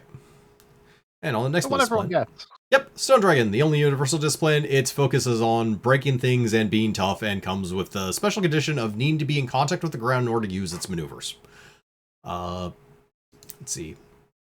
So starting here with charging Minotaur. As part of this maneuver, you actually make a Bull Rush attack as part of your charge attack. Neither the movement nor the Bull Rush should provoke attacks of opportunity. Resolve the Bull Rush attack normally. If your strength check exceeds the opponent's check, you deal bludgeoning damage equal to 2 plus your strength damage in addition to knocking the target back. If it's high enough, you can push your target back more than 5 feet, etc., etc. You're also making a charge, so it's an actual extra potential attack on a charge, I guess. Let's see, Stone Bones here, which is a line of them actually. Make a melee attack. If you succeed, you gain damage reduction 5 adamantite for 1 round. Which, if the enemy is overcoming your damage reduction 5 adamantite at level 1, you will be rich after this encounter, assuming you survive. Well, no, it's one of those random, like, level 1 fighters that have an adamantite dagger on them. Sure. I don't remember how valuable an adamantite dagger is, but I'm pretty sure might well be the loot for your entire level, or wealth by level for your entire level at that point. That was 5 DR, actually useful at level 1. 5 DR at level 20, not as much. No. No. No, but this line actually levels up, and the level 15 version, or the level 8 strike here, is 20 DR adamantite, which... Okay, you're slightly more likely to find something that has an adamantite level weapon at level 15. You're still not very likely at all. This is still basically just DR 20, which is still good. Let's see, Mountain Hammer here, which is like Foe Hammer actually from Devoted Spirit, but unlike Devoted Spirit, it is actually an entire line. So yeah, this one starts at 2d6 extra, automatically overcomes damage reduction and hardness as well. Again, they're good at breaking things, so you can just attack unattended objects with this. Notably, out of combat, you can use maneuvers. I believe they have a 1-minute cooldown, effectively. But yeah, you could just use this to, like, break out stone wall down. Yeah. Especially when you get to Ancient Mountain Hammer, does 12d6 extra damage and ignores hardness. If you're really stubborn, you can just plow through a stone wall, eventually. This will take a while because they just have a shit ton of hit points, but... Let's see, Stone Dragon's Fury here. Standard action, again, creature object. As part of this maneuver, make an attack. If it hits a construct object, deals 46 extra damage. Also can strike it in conjunction with a Sunder attempt. Against other targets, you know, special effect of this maneuver, you can hit them just because... you can hit constructs as well, so this just does 46 extra to constructs. Yeah, it does 46 extra constructs or objects, or you can use it while sundering to get an extra 46 damage. Yeah. Let's see, Overwhelming Mountain Strike here. Standard action, melee attack, deals extra 2d6. If the creature hit is standing on the ground, which is fairly likely, your attack also causes the target to lose its ability to take a move action for 1 round. It can otherwise normally attack. Successful fortitude save by the target creature negates the loss of a move action. Notably, if it loses its move action, it cannot make a full round attack either because it only has a standard action. It has to actually have both a standard and a move action to make a full round action. Flying creature, levitating creature, you need not save against the effect, obviously. But they do still take the 2d6 extra. This actually scales up. Here's Irresistible Mountain Strike. 46 extra, creature hit by this fortitude save or is unable to take a standard action. Again, only against things on the ground, but you negate their ability to basically do anything when you hit them if they fail that save. Notably, this discipline is using strength because it's a universal discipline, so it doesn't use any of the mental stats. Crushing Vice here. Standard action, make an attack, 46 extra damage. If the creature hit is standing on the ground, their speed is 0 for a round. There is no save on this. They cannot get away. And the level 9 strike, Mountain Tombstone Strike. If you hit, you do 2d6 extra con damage. There's no save. They just take 2d6 extra con damage. This is swingy as shit. To give you an idea of how much that can do, on average, you're going to get 7. Yeah. So let's say you were fighting a Great Worm Red Dragon. So I had to pull the stats up for that specifically for this one. Yeah. If you reduce its con by 7, you'll actually reduce its bonus by 3 steps, which means your strike actually does an extra 120 damage. Yeah. Because it has 40 hit dice. If you roll high and get at least an 11, because they have an odd con score, so 12 doesn't make a difference. Yeah. Actually, no, 12 would make a difference. 12 would be enough to get over another thing. So if you rolled a 12, max thing, and reduced it by, 6, then you get 240 damage out of the strike. Yeah. Yeah. I mean, that one is Christmas Land, but even just doing 120 extra to anything is good. And notably, this is a weird one because it scales with the hit dice of whatever you're attacking. Yes, Yeah. this scales based on how much hit dice your target has. It's like a red dragon at the level you get this strike, which would be 17, the same CR. You'd be looking at like a mature adult, which is CR 18. That's still going to be 25 hit dice, so you're still looking at an average of 75 health. Yeah. Just from hitting with the strike, with no save of any sort. Also reduces its fortitude save, so... Also reduces its fortitude save. I mean, it's a dragon, it's going to have a silly fort save. But there's lots of things that don't have as silly fort saves, and getting a little bit extra off their fort save is going to be nice. Yeah. Also notable, this is the only level 9 strike that has no prerequisites whatsoever. If you've never taken anything in Stone Dragon for some reason, the Mountain You can Hammer. still get it. You can still get it. Notably, you're probably still taking the Mountain Hammer line because it's just Or an regular ancient line. Mountain Hammer, because Yeah. they're ignoring DR is nice. Yeah. Let's see. And on the stances, all but one of them has this very unique clause of the stance ends immediately if you move more than 5 feet for any reason. Though it is notable, it's a stance you can just activate as a swift action. Swift action. Yep. Yeah, it's not as big a clause as you would think. But yeah, stone stance here. While you're in the stance, you gain +2 bonus on strength checks and +2 bonus to AC against creatures of a size category larger than yours. Roots of the Mountain here. +2 and bonus to resist basically the combat maneuvers. Bull Rush, Overrun, and Trip, not all of them, but yeah. The ones that would move you. Yeah, and grapples as well. Any creature attempts to move you from your threatened area, space you occupy takes a -2 to 10. Move through your threatened area or space you occupy takes a -10 penalty on any tumble checks. Also 2 EDR because why not? Let's see. Crushing Weight of the Mountain End, notably the only one that does not end if you move more than 5 feet. You gain the ability to constrict for 2d6 plus 1.5 times your strength bonus, which. Make a grapple character. Yep. It's great for your grapple character. It's also great for one of the prestige classes, but we'll get to that later. Let's see. Strength of Stone here. Let's see. I'm skipping ahead, sorry. Giant stance here. While in the stance, you deal damage as if you were one size category larger than normal to maximum of large. Benefit.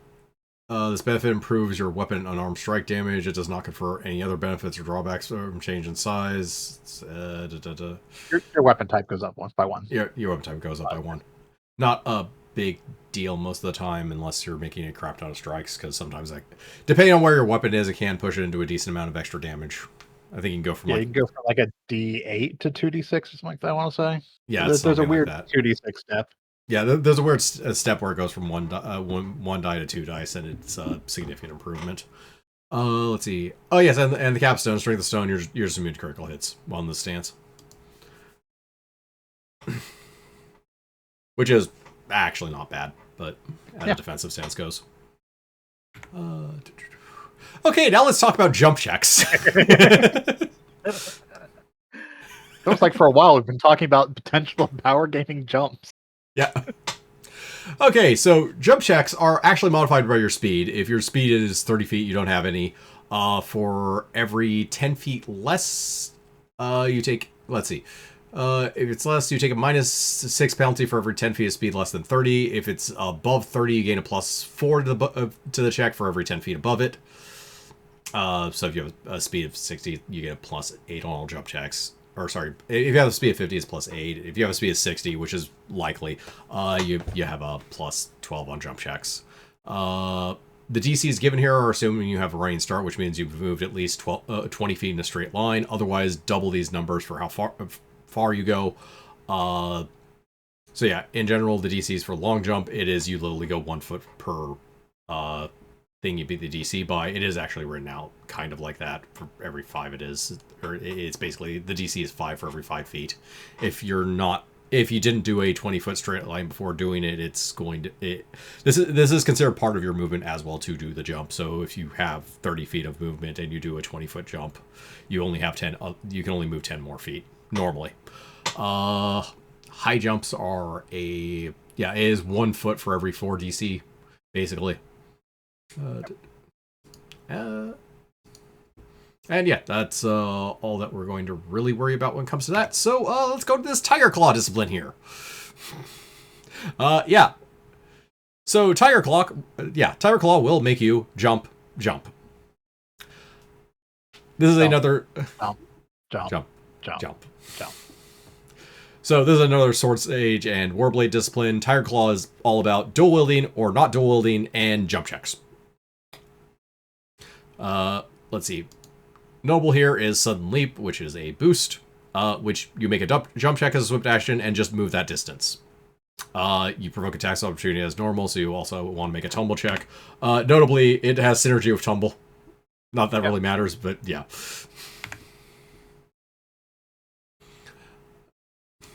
But yeah, this is actually just straight up extra movement as a swift action. Depending on how high you've rigged your jump check, you can go a decent distance. You don't have a running start unless you do. So if you've moved 20 feet in a straight line beforehand, the DCs are fairly low, so you're just going to go straight up whatever you rolled. If you haven't, you move half what you rolled. Yep. But it's still free movement and swift action on your turn. Yeah, which potentially can let you actually do a full round attack. Let's see. Simple level 1 strike here, Wolfang Strike. Let's see. You must fight with 2 weapons to use this one. You just straight up make 2 attacks, I believe. Yeah, 2 attacks that have the usual dual wielding penalty. If your first attack hits, it has to actually be versus the same thing, but is a standard action to attack with 2 weapons, basically. So you can move and attack. Rapid Wolf Strike here. As part of this maneuver, you make a single melee attack, gain +4 bonus on the attack roll, deal 2d6 extra damage, but take a -4 to AC. That scales up eventually to Red Bear Strike here, which is, again, +4 to attack, 10d6 extra damage, -4 to AC next round. Note, things that are dead cannot attack you, so your AC is irrelevant.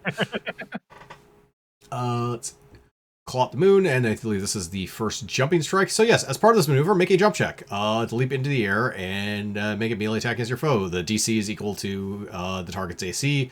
If you succeed, you deal 2d6 extra damage. If the attack threatens a crit, it's +4 on crit. Yeah, there are a lot of strikes that involve jump checks. That is their shtick. Let's see, Death from Above here. This is a straight up DC 20 jump check at level 7. You are probably automatically passing this. Attack deals 46 extra damage. Your opponent's considered flat-footed for the attack, and you can land any square adjacent to the target, though no more than 20 feet away from your starting position. If your jump check fails, then I don't know what to tell you.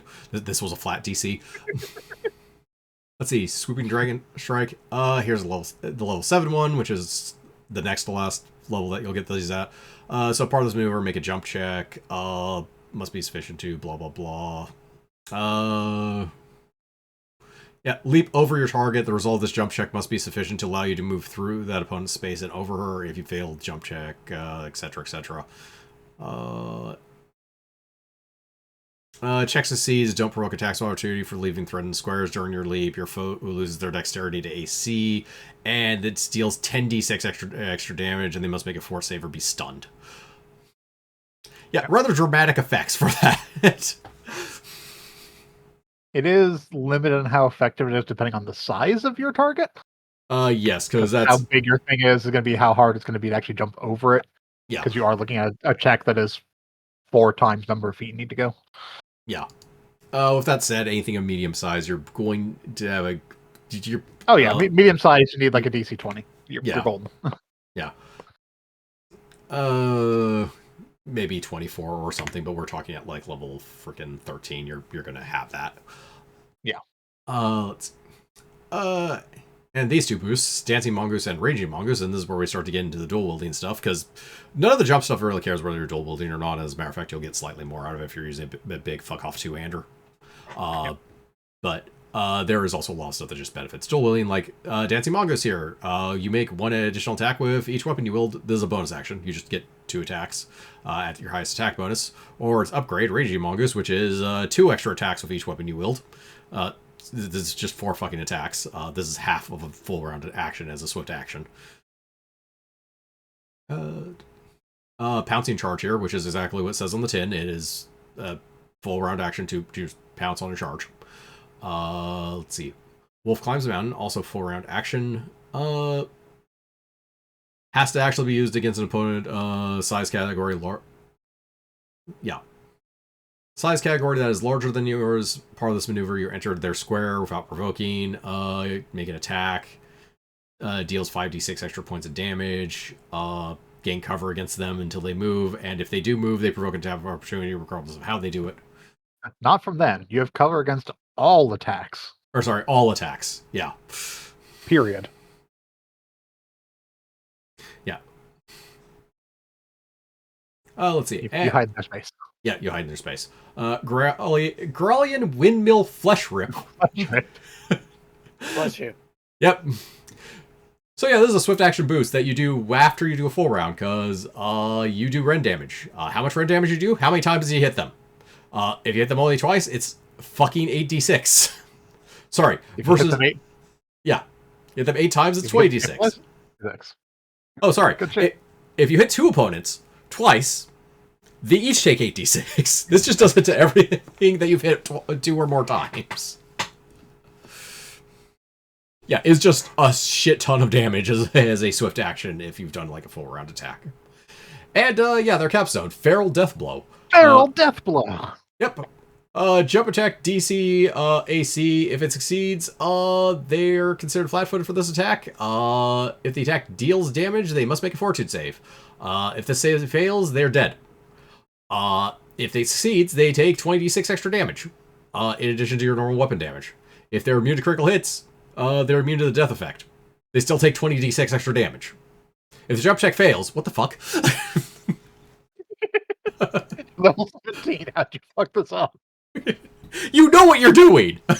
You took 4 different maneuvers in Tiger Claw! You didn't just take this on a whim. Alright, so on to the stances. Let's see, starting with Blood in the Water here, which is... yeah. Oh no. So if you want to call this a lot of bookkeeping in a power gaming or a power gaming optimized nonsense way. So yeah, here's Blood in the Water. While you're in this stance, whenever you score a critical hit against an opponent, you gain a cumulative +1 bonus on attack and damage rolls. That is untyped. Until you go a minute without achieving a critical hit. So Shiv once built a character that took a half-hour turn to resolve a full round attack. Looks like I made 2 full round attacks. As a full round attack, had Blood in the Water, so I got extra +1 to hit damage for crits, and had a feat that gave me a free shield bash every time I scored a crit. And I threw like 28 attacks as a part of a regular full attack. Because it was a Gestalt campaign, so it was nonsense. It was nonsense, yes. So I threw like 50-something attacks, and had like a 15 through 20 weapon. It literally had me writing out each of my attack rolls so I could figure out, okay, where are the crits? Okay, here's a crit. Increment all the bonuses for everything past that by 1. And also immediately insert a shield bash. The answer was, we skipped a phase. Yes. So in case you have the level 1 here, Hunter Sense. While you're in a stance, you gain the Scent ability, which is strangely nice out-of-combat utility, which is rare to find, but occasionally happens. Leaving Dragon Stance, which is an interesting one here. Plus 10-foot enhancement bonus on jump checks, which saves you a magic item, I guess. But in addition, any jump checks you make while you're in the stance are considered range starts, or range jumps. So yeah, that. Yep. Let's see, Wolverine Stance. There are other level 3 here. Well, in the stance, you can attack a foe that is grappling you. You don't take a -4 penalty while attacking them. If they're a larger size category than you also gain a +4 bonus on damage. Just a nice back of the pocket utility you wanted to have if your opponent likes to throw snakes at you or something. Let's see, Prey on the Weak, which is actually a level 7 stance. And yeah, so usually it's like 1, 3, 5, and 8. This one's these Crusader or the Devoted Spirit stances for alignment were level 6 actually. But yeah. In any case, this one, when our opponent within 10 feet or fewer drops to 10 feet of you drops to -1 or fewer hit points. Let's see. You can immediately make an attack of opportunity against an opponent within your threatened area. Which is fun. Knock out trash, get free attacks. Yep. Which is even funnier if those free attacks knock out trash because they'll provoke more 3 attacks. But Yep. Yeah, and the level 8 one here, Wolfpack Tactics. While you're in the stance, let's see. Each time you make a successful melee attack, you can just move 5 feet. It does not provoke attacks of opportunity. Yeah, you can make a lot of movement with that. Yep. Alright. And finally, White Raven. The discipline shared by Crusader and Warblade, that is about playing with teammates and charging. A lot of charging, actually. Yep. Alright, so, starting with their level 1 ones, which are, strangely enough, not either more charges. Douse the Flames here. Make an attack. If it hits, they can't make attacks of opportunity for a round. Lead the attack here. Also, make an attack. If it hits, everyone else gets a +4 morale bonus on attack rolls against that guy. And starting with their first of the basic charges they have, which is Battle Leader's Charge here. Part of this maneuver, you make a charge. You don't provoke attacks of opportunity. And if it hits, you deal 10 points of damage. You can be engaged by like 3 people, say, fuck you, I'm charging that guy over there, and just leave. No problem. Higher level 1, War Leader's Charge, same thing, but 35 damage. It's strange, but they just do straight flat damage on these. That's more kind of their shtick. Let's see, Lion's Roar here. Here's a boost, swift action. After you have reduced somebody to 0 for your hit points, you and all allies gain +5 morale bonus on damage rolls per round. Yeah, very much a benefit, or very much a party booster type of discipline. Let's see, Covering Strike here, boost after you initiate this one. Anything you hit can't make attacks of opportunity for 3 rounds. They still threaten, they just can't make attacks of opportunity. Basically, they could flank with other opponents. Creature can only be affected by this once per encounter. Let's see, White Raven Strike here. Let's see. Deals 46 extra damage. Target is just considered flat-footed. Basically, the upgrade of Douse. Yeah, upgrade of Douse the Flames. White Raven Hammer here. Attack deals 66 extra damage, and they're stunned. There's no save. They're stunned. It's not the most. It's level 8, but yeah, it is level 8. It's not the most amount of extra damage, but fuck it, they can't do anything. it's a guaranteed stun. It's a guaranteed stun. Yep.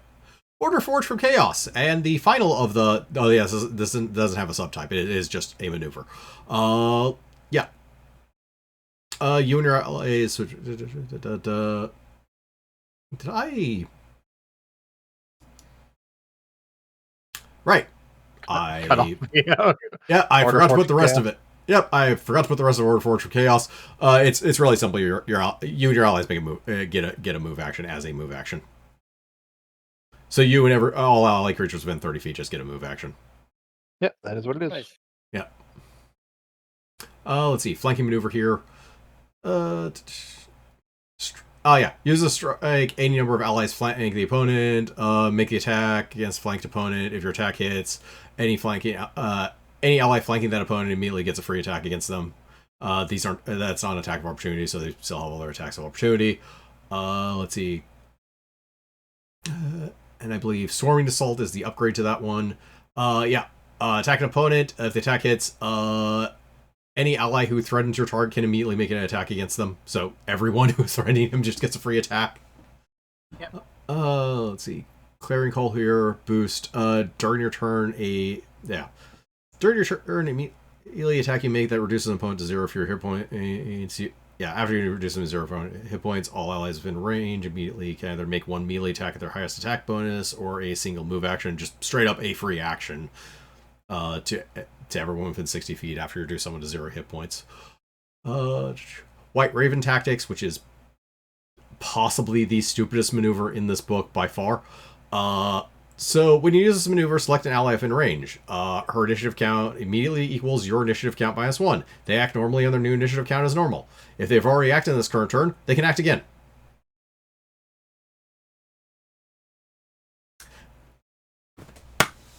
Let's see.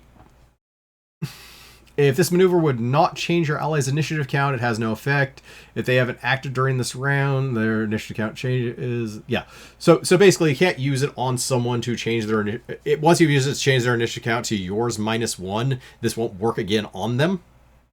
Except it totally fucking will, because you can do something else called delaying your action to a lower initiative. Which does move your initiative down to a lower initiative, so when you use this boost again, they will give them an extra turn. Yeah, provided they keep going before you. Yeah. Well, they will, because they're... So if you win an initiative count 15, use this boost, they go to 14. Then you delay till 13, use this boost, they'll go at 12. You are giving them two actions in a round for doing this. You just keep getting it back. So. Yeah. You do have to keep getting it back. Crusader gets it back every 3 rounds, so it's not the biggest abuse of action economics, but it's still quite good. Yep. Let's see. And, of course, the capstone, War Master's Charge. So fucking good. It is so fucking good. As part of this maneuver, you and every ally within 30 feet charge. No one provokes an attack opportunity for this. Your charge deals 50 extra damage. Theirs deals 25 extra damage. Let's see. For each ally who charges, counting yourself, your charge attack and those of your allies gain a cumulative +2 bonus. So if you and 3 others charge, you all get a +8 bonus on this charge attack. Opponents struck by you and at least one other ally are stunned for a round. It is full party charge with an attack bonus and a guaranteed stun. That's ridiculous. It's even more ridiculous if you have the leadership feat and do actively have a bunch of stupid followers with you. Because it's even more ridiculous if your party has a cavalier. Yes. Your party has Jesus. Your party has cavalier. When you do 5 times damage on a charge, an extra 25 is quite nice to have. Uh-huh. That's disgusting. It's a level 9 maneuver. They're all ridiculous.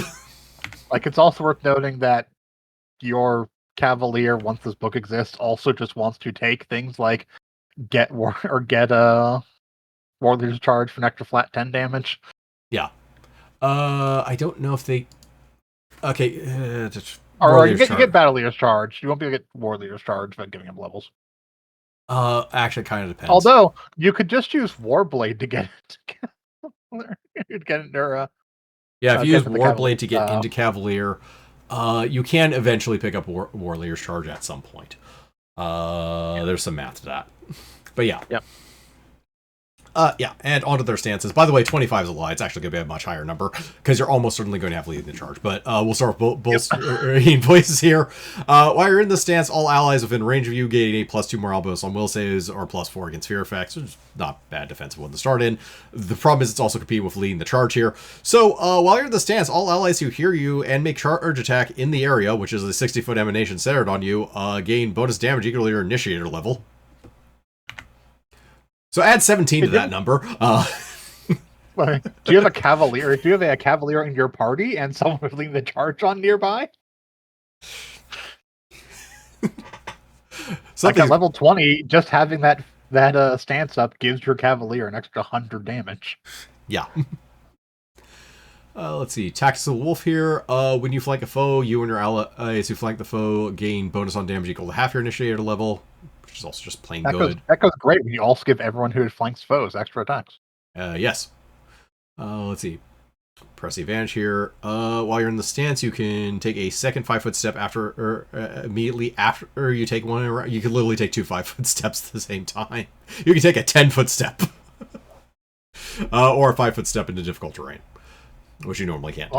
Also, really nice synergy. If you do end up like a rogue who just wants to end up getting Island of Blades to make sure they can flank things. Yeah. Because that makes everyone adjacent to that enemy with that rogue flanking them. Yes. You then just get the benefit of tactics of the wolf all the time. And the capstone here, Swarm Tactics. If you are adjacent to one or more opponents, your allies have a +5 bonus on attack rolls against them. This is also just plain good. Just plain flat +5, it's great. Yeah. Alright. On to Prestige classes. But first. Okay, so unlike other systems that give their own equivalent of caster level advancement, that's not a thing with these Prestige classes. They give you more maneuvers readied, and stances that are dependent on the class. How this works depends on what martial adept you choose to add to, so your martial adept level will be a total of your chosen martial adept core class levels and the Prestige class levels, so if you are a Crusader, you also gain, whenever you gain extra raid maneuver, you get an extra granted maneuver. So it doesn't throw off their whole thing, because otherwise extra raid maneuvers would actually be awful. It would make their timer go slower. If you get into one of these classes without being a martial adept class, you add your Prestige class levels to half of your other levels to determine your initiator level. You could ready a number of maneuvers equal to the amount they can ready a number of maneuvers equal to the amount of times they take in the martial study feat, plus an extra amount of extra raid maneuvers that the class itself gives them. And they don't recover in combat, period, unless, your combat has like 50 rounds of doing nothing time to sit around and get your maneuvers back. So with that said, Bloodclaw Master. Oh yeah, as an aside, none of these classes let you replace old maneuvers, so you are effectively gaining slightly less maneuvers from taking this class than you may seem. Basically, the even number levels where you normally change out stuff doesn't happen. But yeah, Bloodclaw Master, the Tiger Claws Prestige class that gives you, 3 Tiger Claw maneuvers and 1 ready maneuver, shifting, and eventually 3 times per day free action, rage-like ability that gives you +2 strength and 2 D4 claw natural attacks, which you can use one of as a light offhand weapon, full as well as full strength of damage. It also gives you full strength of damage on your offhand attacks. No 2-weapon fighting penalty when using daggers or Tiger Claw discipline weapons. A choice of either +1 dodge bonus to AC or +10 speed while in Tiger Claw stance. This is likely +10 to speed. +1 to hit with Tiger Claw strikes. The ability to expend a Tiger Claw strike to attack with both weapons as a standard action or at the end of a charge.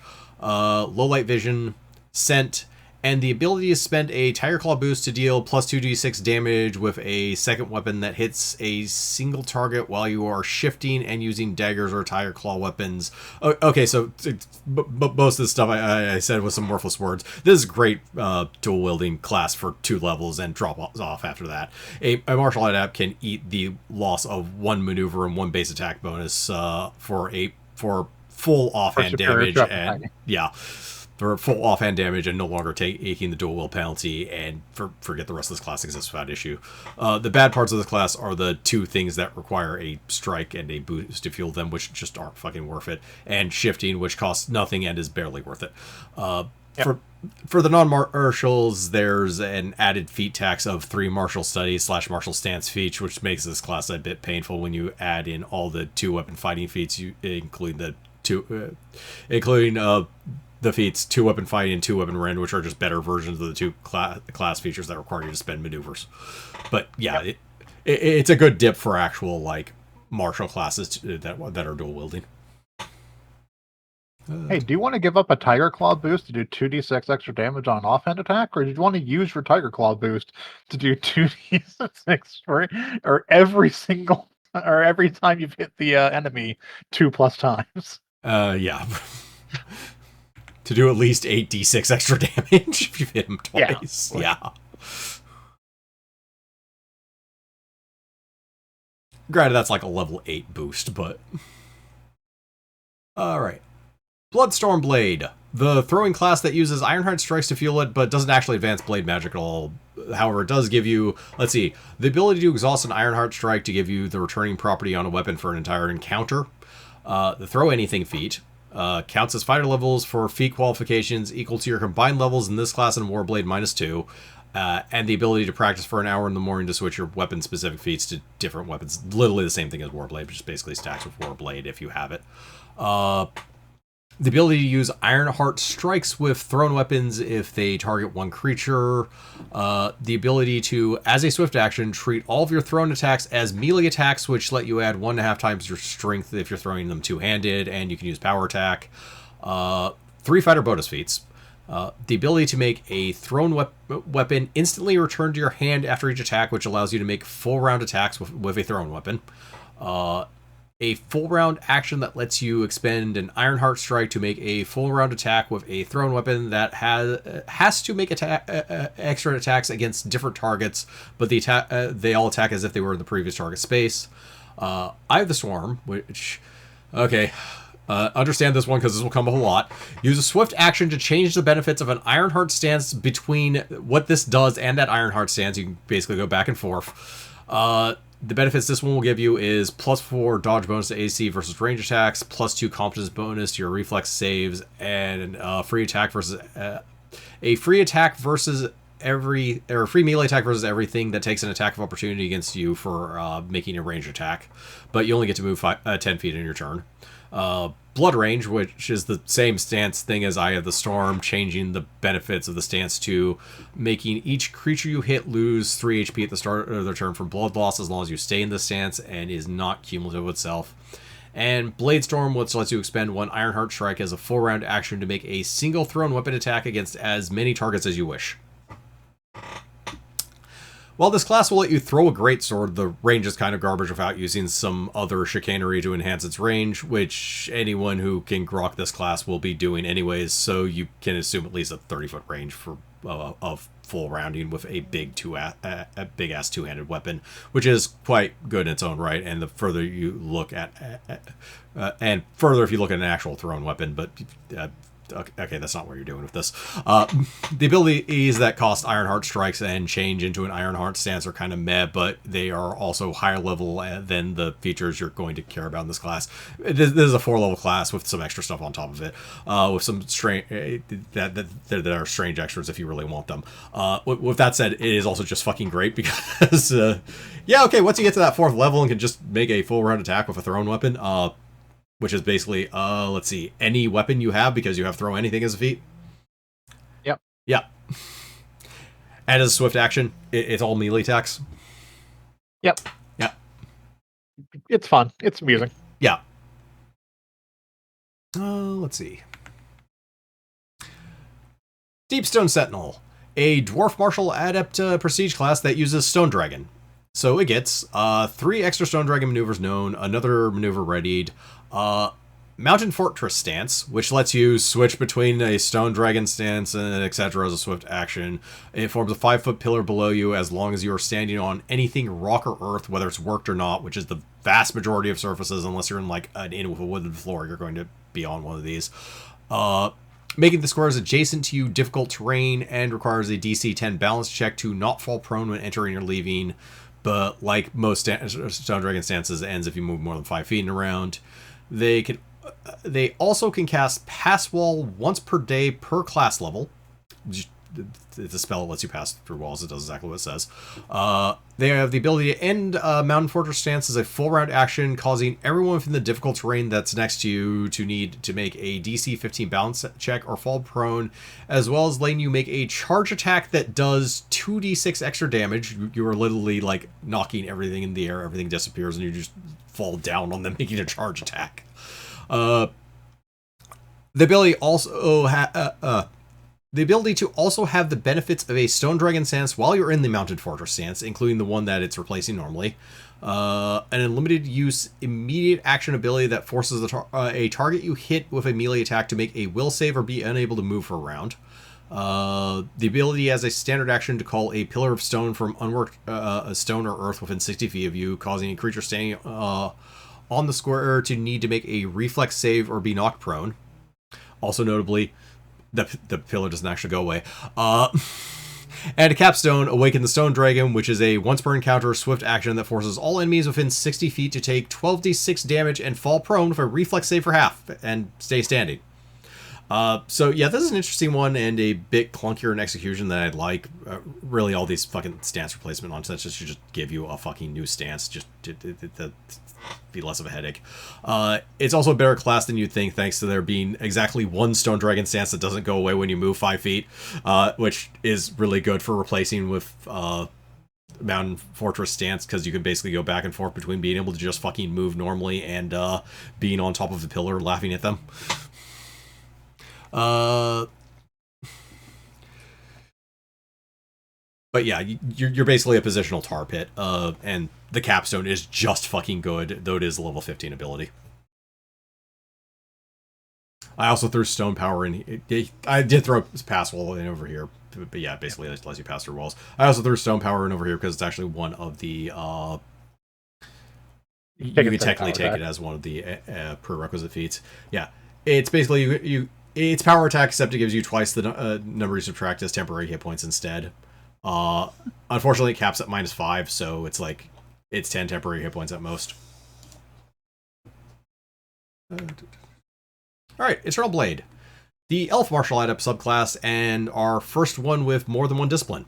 So it gets 5 maneuvers, 1 maneuver readied, and 1 new stance over the course of 10 levels from Devoted Spirit, Diamond Mind, Ironheart, and White Raven. A Blade Guide, which is a fine-sized incorporeal spirit that follows you around. It has an AC of 18, it has the same HP as you, and if it dies, it reforms a d6 rounds later.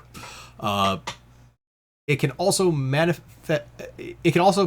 for up to 10 minutes a day, but you can't use several class abilities that need it while it does so, basically. You eventually gain a 5 times per day free action that lasts for an entire counter that either gives you plus int to attack and damage versus a creature type, or an extra maneuver from Diamond Mine or Devoted Spirit that is automatically readied, and if you're Crusader granted. You can also ask your guide as a swift action in how to automatically overcome a foe's damage reduction for a turn. Let's see.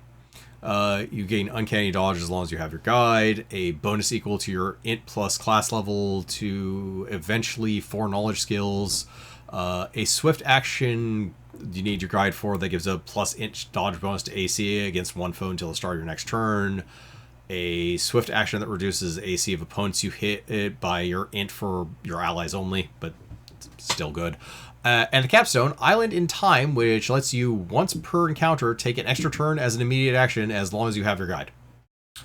Okay, so this class is just plain solid with a somewhat low selection of maneuvers made up for by having good class features with either reasonable to no limits whatsoever on usage, and access to disciplines that would normally be unavailable to any of the 3 core classes in this combination. Like, Devoted Spirit's only available with Crusader, and Crusader doesn't normally get Diamond Mind or Ironheart, obviously. Yeah, this is actually a very good Elf Prestige class. It's in this book, so it doesn't count. Alright, Jade Phoenix Mage, the Martial Artist Arcane Caster hybrid class that loses 2 spell levels but gets, let's see, 5 maneuvers known, 3 maneuvers readied, and a stance from either Desert Wind or Devoted Spirit. They also gain a swift action buff to your next attack at the cost of a spell. At the cost of a spell, let's see. The bonus is +4 to hit and a d6 per spell level that you gave up. D10 per spell level. Or D10 per spell level you gave up. It's going to be a D10 a lot of the time. The bonus to hit doesn't scale. It's going to be a D10 a lot of the time. +2 bonus to knowledge rolls and on saves against death and fear. Mystic Phoenix Stance, which is a swift action, change out, blah, blah, blah. Gives you +1 caster level, +2 dodge bonus to AC, and you can expend a spell slot when you activate this one to get 2 times that spell level as DR/evil, which actually isn't bad. Maxes out at 10, but that still isn't bad. Let's see. A once per encounter free empower on the next spell you cast after a martial strike. Firebrand Stance, which yada yada replacement, resistance fire 10, +3 caster level for fire spells, and you can spend a spell slot when you activate it to add a 10-foot aura of half fire, half arcane, typeless, damage that does a d6 per spell level that you spent at the start of your turn with a reflex save for half at a 1 minute duration. Just aura of damage at the start of your turn, basically.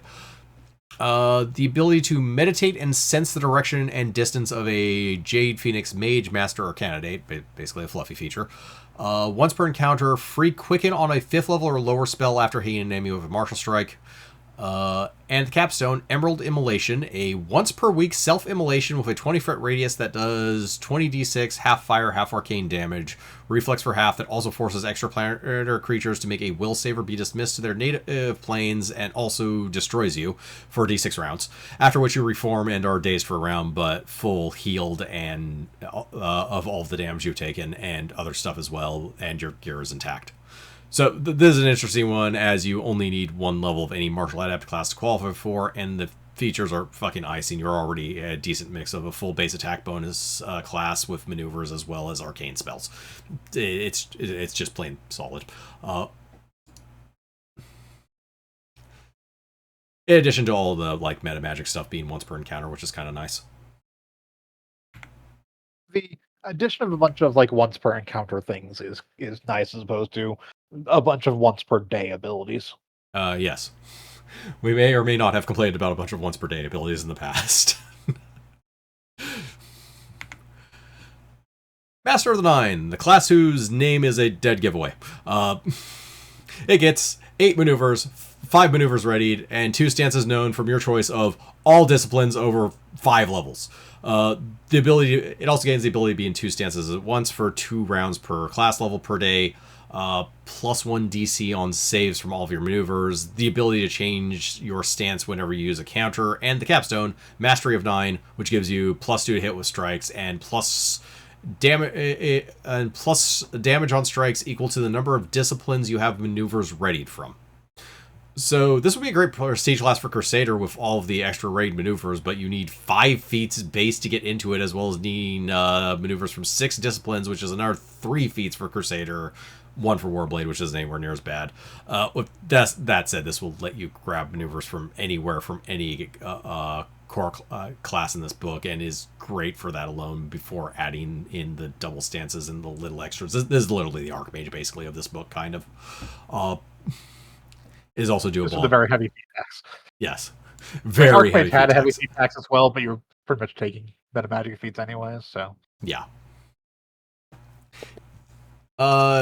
With that said, some of these are bonus feats you can I think at the very least Adaptive Style is a bonus feat you can take as a Warblade. Possibly some of these other things as well, so they might be a little cheaper for Warblade in that respect, but yeah. Yeah. Alright. Ruby Knight Vindicator. The Divine Ouija worshipping martial adept hybrid class. Yeah.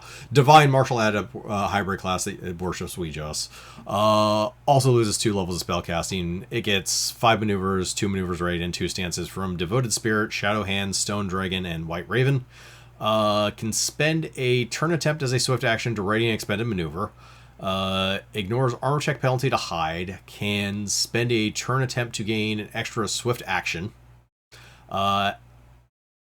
And can spend a turn attempt as a free action to add plus 4 to hit and plus a d10 damage to a strike. This is probably the class most friendly to non-adept martial classes, as it gives you an in-combat way of getting back maneuvers, which is also interesting with Sword Sage, whose method of recovery is usually just no.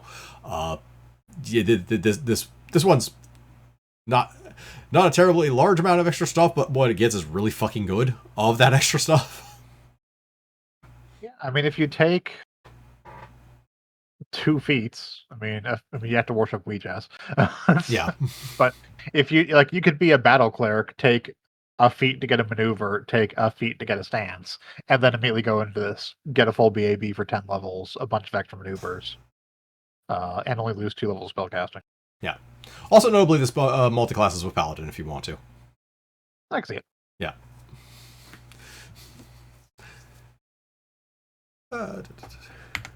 Okay, and finally, Shadow Sun Ninja, the monk class of this book. You get 3 maneuvers, 2 maneuvers readied, 1 stance from Setting Sun and Shadowhand. Let's see.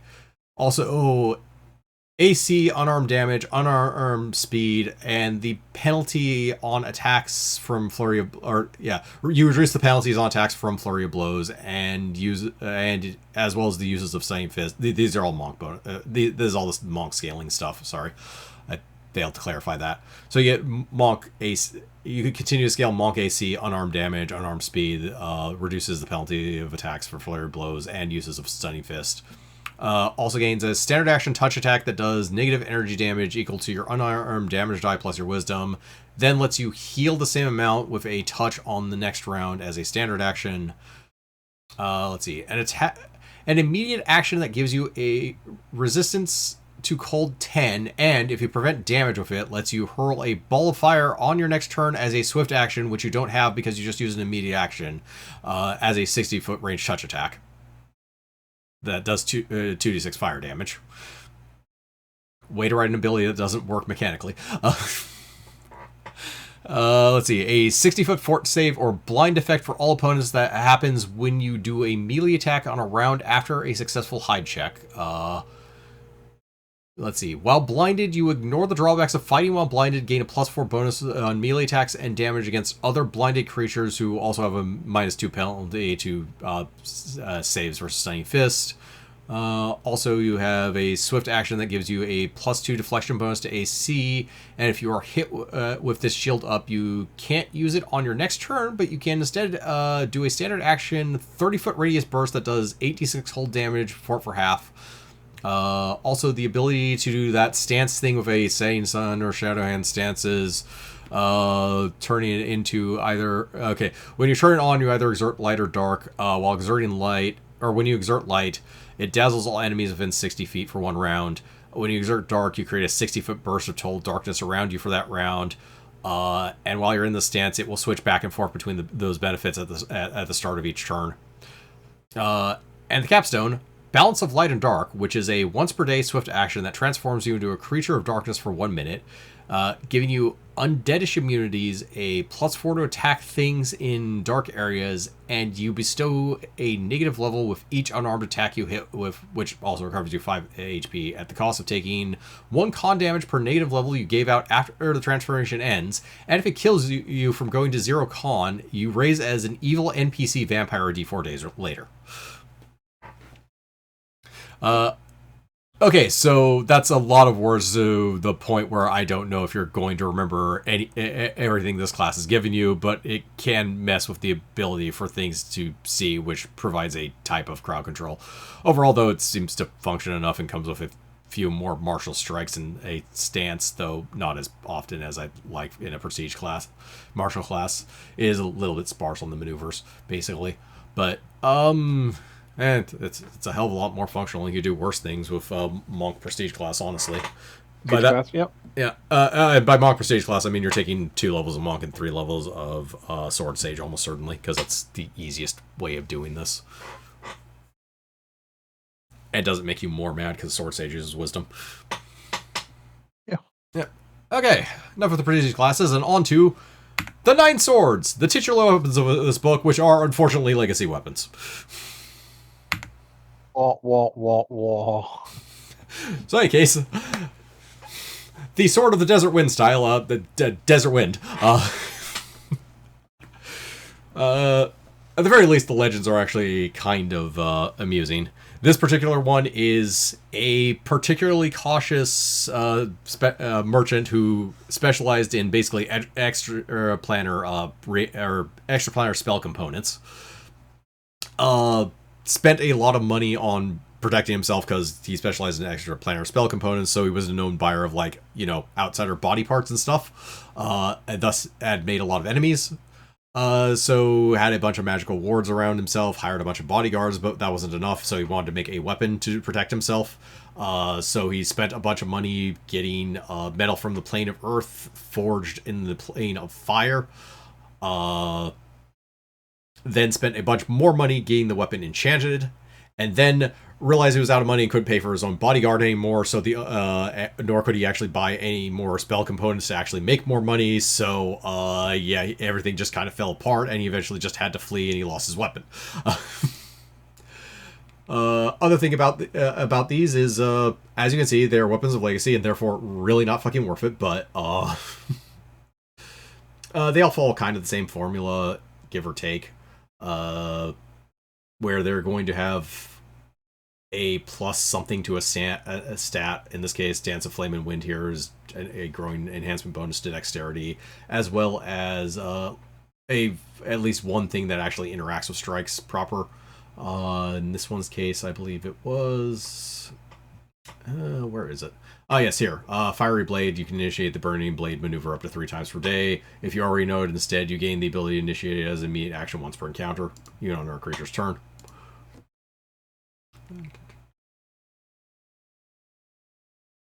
Also, level 15, Fan the Flames maneuver at will. Already know it can instead deal an extra point of fire damage per die with it.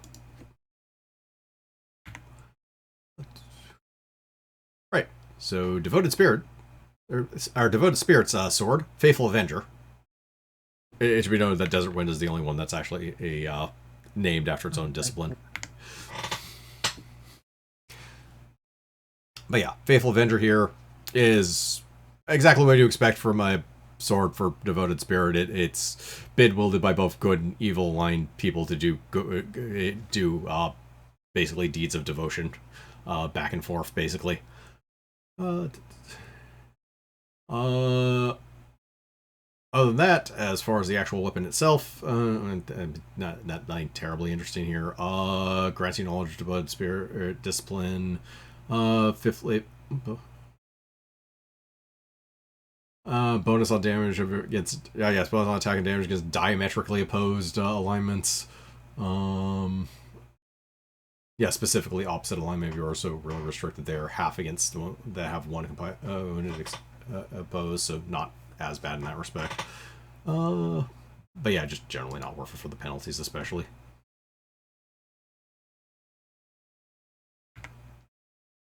Supernal Clarity, the Diamond Mine Sword. Strangely enough, this, I believe, was the only one that...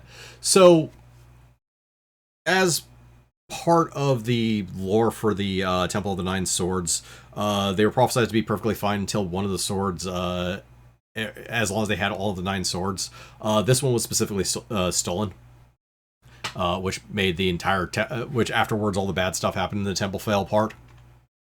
But yeah, Supernal Clarity itself was forged by a Githyanki swordsmith who basically obsessed over... this was her best work, and she obsessed over trying to recreate it to the point where one of the people who eventually reemerged after the temple fell, the person who actually found the sword sage who actually found it came back to that Githyanki swordsmith in order to try and give it back because he couldn't wield it. And they were like, I can't. It's already found its legacy. Then she traveled to the ruins of the temple, met Rashar, and just passed away.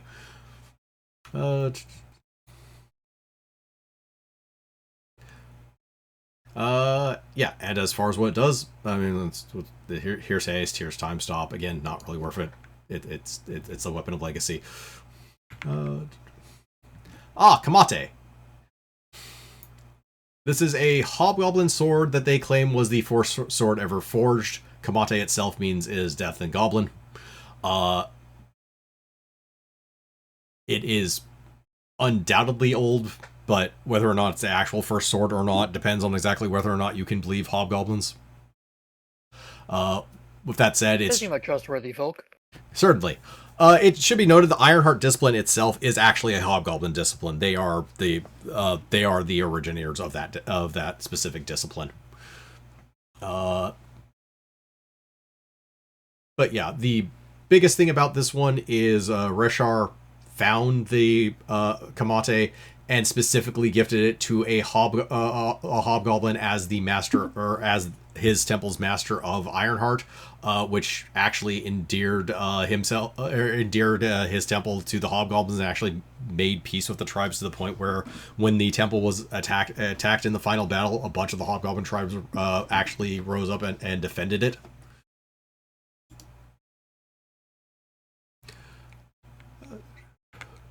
Strangely enough, I think Ironheart actually has more written about it than any of the other disciplines. The book is more focused on what the disciplines do than more than the fluff behind them. But yeah, Eventide's Edge here, the Setting Sun one. Which I know I read your fluff, but I can't for the life of me remember what it was. Oh, that's right. This was a boy stranded on a desert. Literally, this was a ship full of Setting Sun Novites. The ship sunk. Except all of them died except for one boy who floated to a desert island full of hill giants. And just kind of kept ganking the hill giants as they tried to eat him, to the point where the hill giants just left him alone. He eventually made a deal with the hill giants because they actually had boats to try and get off the island because there was a kraken basically that destroyed his boat originally. They were going to double cross him and offer him up to the kraken, but as they were taking him there, he just saw a boat in the distance and said, "Screw this," and just swam off to the boat. And then when they got there, they the kraken decided that that all these hill giants are my offering instead.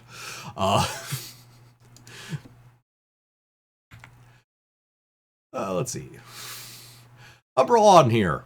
The Shadow Hand, so the Shadow Hand sword is literally which is a dagger. This is literally an initiate's dagger that just kind of kept getting passed on and on to disciplines or to disciples who had terrible ideas for how to try and master the manipulation of basically shadow in one way or another. So, like, the first one decided to try and learn how to use the power of shadows from the undead creature called Shadows. Instead, got trained to turn into a shadow. Second one decided, okay, that's not going to work.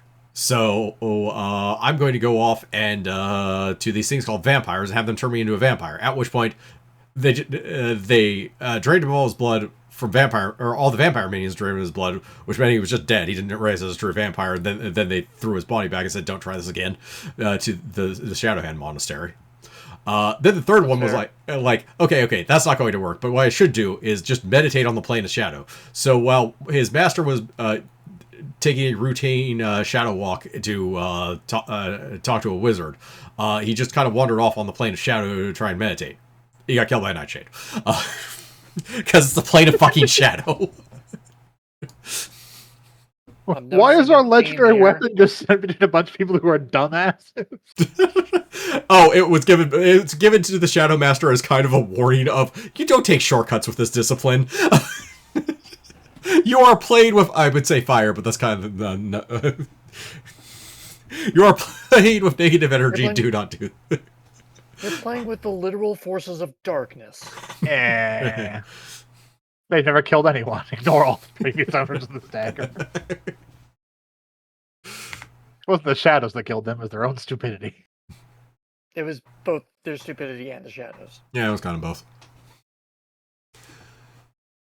Unfettered, the Stone Dragon Blade. So, Unfettered was originally a project of a dwarf weaponsmith who was kept as a slave by frost giants. It was content with life for a while until a Goliath servant befriended him, and then they decided to actually start crafting a weapon in secret from the frost giants, just as a project, basically something that they would inevitably be punished for. Partway through its creation, a frost giant did discover the weapon and used it to kill the dwarf weaponsmith. The Goliath, however, took the weapon out of his poor dead friend's body and used it to basically kill the frost giant that killed his friend and get away. From then, it just kind of got passed on as a legendary weapon among Goliath tribes and whatnot. Is basically kind of a spirit of freedom type thing. The blade Once there was a dwarf, and he was a bit of a dick. Yep. How dare he try and kill us after we enslaved him? No, the frost giants enslaved him, not the Goliaths. Mm. But yeah. Good life lesson then, don't enslave a dwarf. Yep. Strangely unfinished, blade is sharp, lacks any sheen or polish. Yeah. It's actually kind of one of the neat ones. This is actually more common than not that the weapons are actually like unordained. Like literally, Umbral On is the same way. Same with Kamate, which is pretty undecorated. It's well built. It's just They're undecorated. legendary weapons. I have a lot of history and lore to them, not because they were Yes. like a finely crafted nonsense thing like Desert Wind. Yeah. Tiger Fang. The Tiger Claw one. So yeah, this one is interesting. It is a deathbid gift from a soldier, or from a mighty warrior onto his son, who wanted to join with the army, but the Raja, the Raj refused. Raja, I forget how that one's pronounced. I think that is Raja. But the Raja refused to actually let him join because he was the last son of his family, so he did. It was basically to honor the warrior that died. However, shit kept happening. So first, lizardfolk raided his village, and he used the weapon to basically defend the village. Initially, Raja kind of admonished him for that, and still refused to let him join the army. Second thing that happened, let's see. A great tiger attacked his village while the army was away. He used Tiger Fang to defend it, charged forward, hacking at the beast until it fell down. Roger was impressed, but still didn't want him to risk his own life in this way. Finally, let's see. Roughly effect. Yes. Finally, finally, when the last time he actually asked the Raja to join the army, an old source enemy of his entered the village by stealth, appeared by the leader's side, and summoned a bunch of demons to actually kill the Raja. He fought off all the demons, but died afterwards.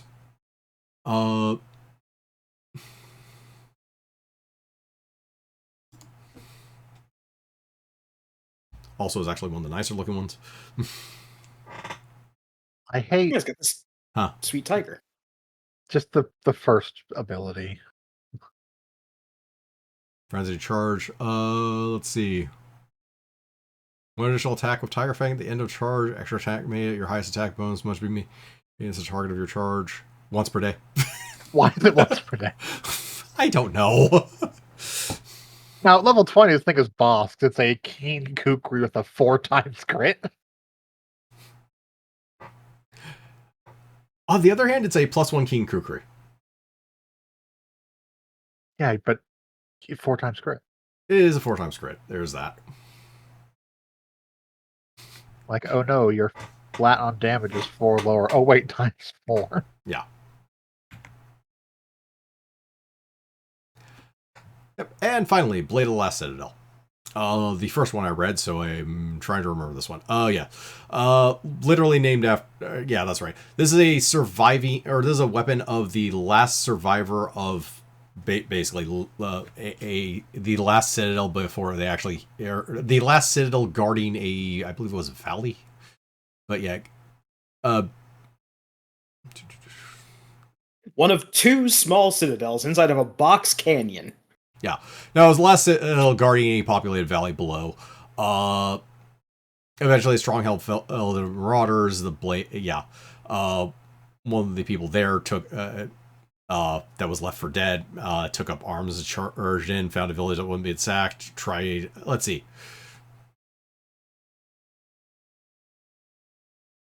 Yep. Got into a tussle. Let's see. Years later, a lone paladin rode out to frontiers, Mount Right. Yeah, just basically the same idea. This blade is basically constantly used as it's kind of a last line of defense.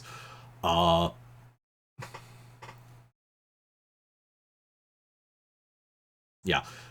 Before Reshar had it, the last known one was a paladin that was trying to warn a village of orcs. But no orcs had been spotted for years, so the village didn't believe him, and then he was found the next morning surrounded by a dozen orcs' corpses. They buried him with honors. Eventually, Reshar just picked up the weapon for the temple after meditating for a few nights to honor the person. Yep,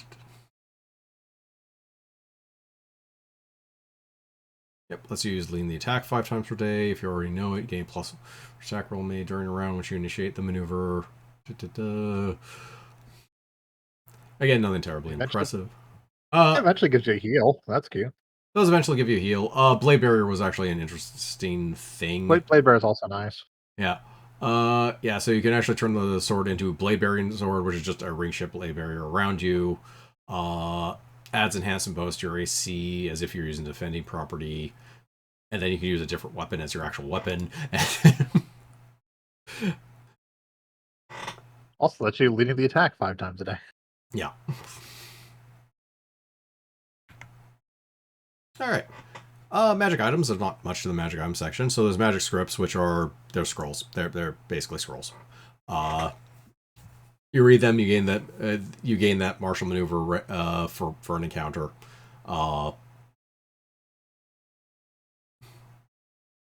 Yeah, kind of will be used once per encounter or whatever your normal thing is, but yeah. Special Lasts for an hour basically Yeah. until you use it. Let's see. Aptitude weapon here. New enchantment on it. +1 enchantment. If you have any weapon feats, they also apply to this weapon, even if you don't normally have it apply to this weapon. If they would apply to this weapon, it also gives a +1 bonus to attack and damage rolls. It's open to interpretation for how this would or wouldn't work with things that would be completely silly. Like the feat that lets you basically make an extra attack with slashing weapons, except you're using a club. More importantly, though, here is Martial Discipline Weapon, whose text is on the next page. But I would assume it only works on things that call out a particular weapon, because the examples they use are weapon focus, greater weapon focus, weapon specialization, which are all single weapon feats. Which makes its use somewhat dubious. Well, okay, you could grab like a bow with this if you're normally a melee user, so it is. I mean, its use is actually just an extra +1 attack and damage. It's an extra enhancement bonus. It is the enhancement bonus slot effective or bonus effectively. Yeah, as long as you have like weapon focus in the weapon. Yeah, if you're trying to do that, it might not be bad. So Martial Discipline Weapon, which is also talking about attack bonuses. So yeah. Let's see. +1 bonus. You can actually take this multiple times. You choose a discipline every time you take it. If you know at least one maneuver in the discipline, it gives a +1 bonus on attack rolls. If you're actually using a maneuver of that discipline, it goes up to a +3. Okay, so this is one of the times when they're actually saying the word maneuver, they actually do mean stances. So if you are in a stance of that maneuver, you just have a +3 to attack from this +1 attack bonus. And this will stack if you're also using a strike. So again, if you're in like a Stone Dragon stance and using a Shadow Hand strike with a +1 weapon with both those bonuses, it would be a +7 bonus to on your attack rolls. Considering hitting is exactly what you want to do as a martial adept, that is quite good. Even more so when you consider the fact that if you're not a martial adept and you were, say, like a rogue grabbing a Shadow Hand stance, so you'll only ever be in a Shadow Hand stance as a +1 bonus that gives you a +3 to attack. It's just plain good most of the time. And finally is the new Wondrous items. So Crown of the White Ravens is pretty much the example item, but there's actually one for every discipline. But the idea is here's a magic item, you don it for 24 hours, and then you gain a use of a single use of a maneuver, whichever one it was built with, basically. And there's one for every discipline, basically. Desert Wind Cloak, Devoted Spirit Amulet, Ironheart Vest, Ring of the Diamond Mind, Shadow Hands. Slippers of the Setting Sun, Stone Dragon Belt, and Tiger Claw Bracers. But it's the same idea, basically. How much it costs depends on what level of maneuver you're basically putting into it. And that's literally the whole magic item section. And now the 9 sword monsters. So Nitalin Rakshasa, which is just a variant of Rakshasa. Basically everything in this section is monsters with martial maneuvers on them.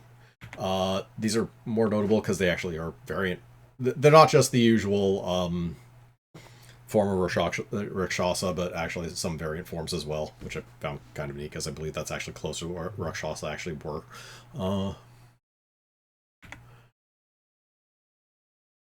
Also, Breath Takala here, which is lawful evil. Where are you native to here?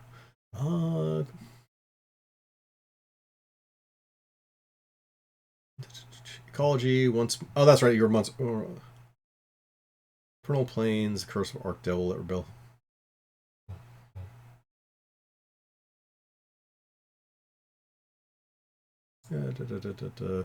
Okay, so you're generic lawful evil outsiders, but not specifically devils. Yeah, they don't have it. They don't have the Beator subtype. I forget what it is. But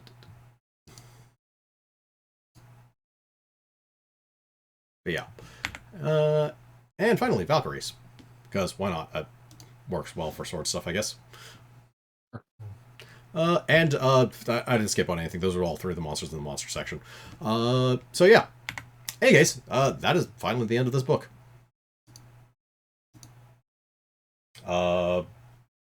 Yeah, is there's no reason to play a pure martial after this book existed.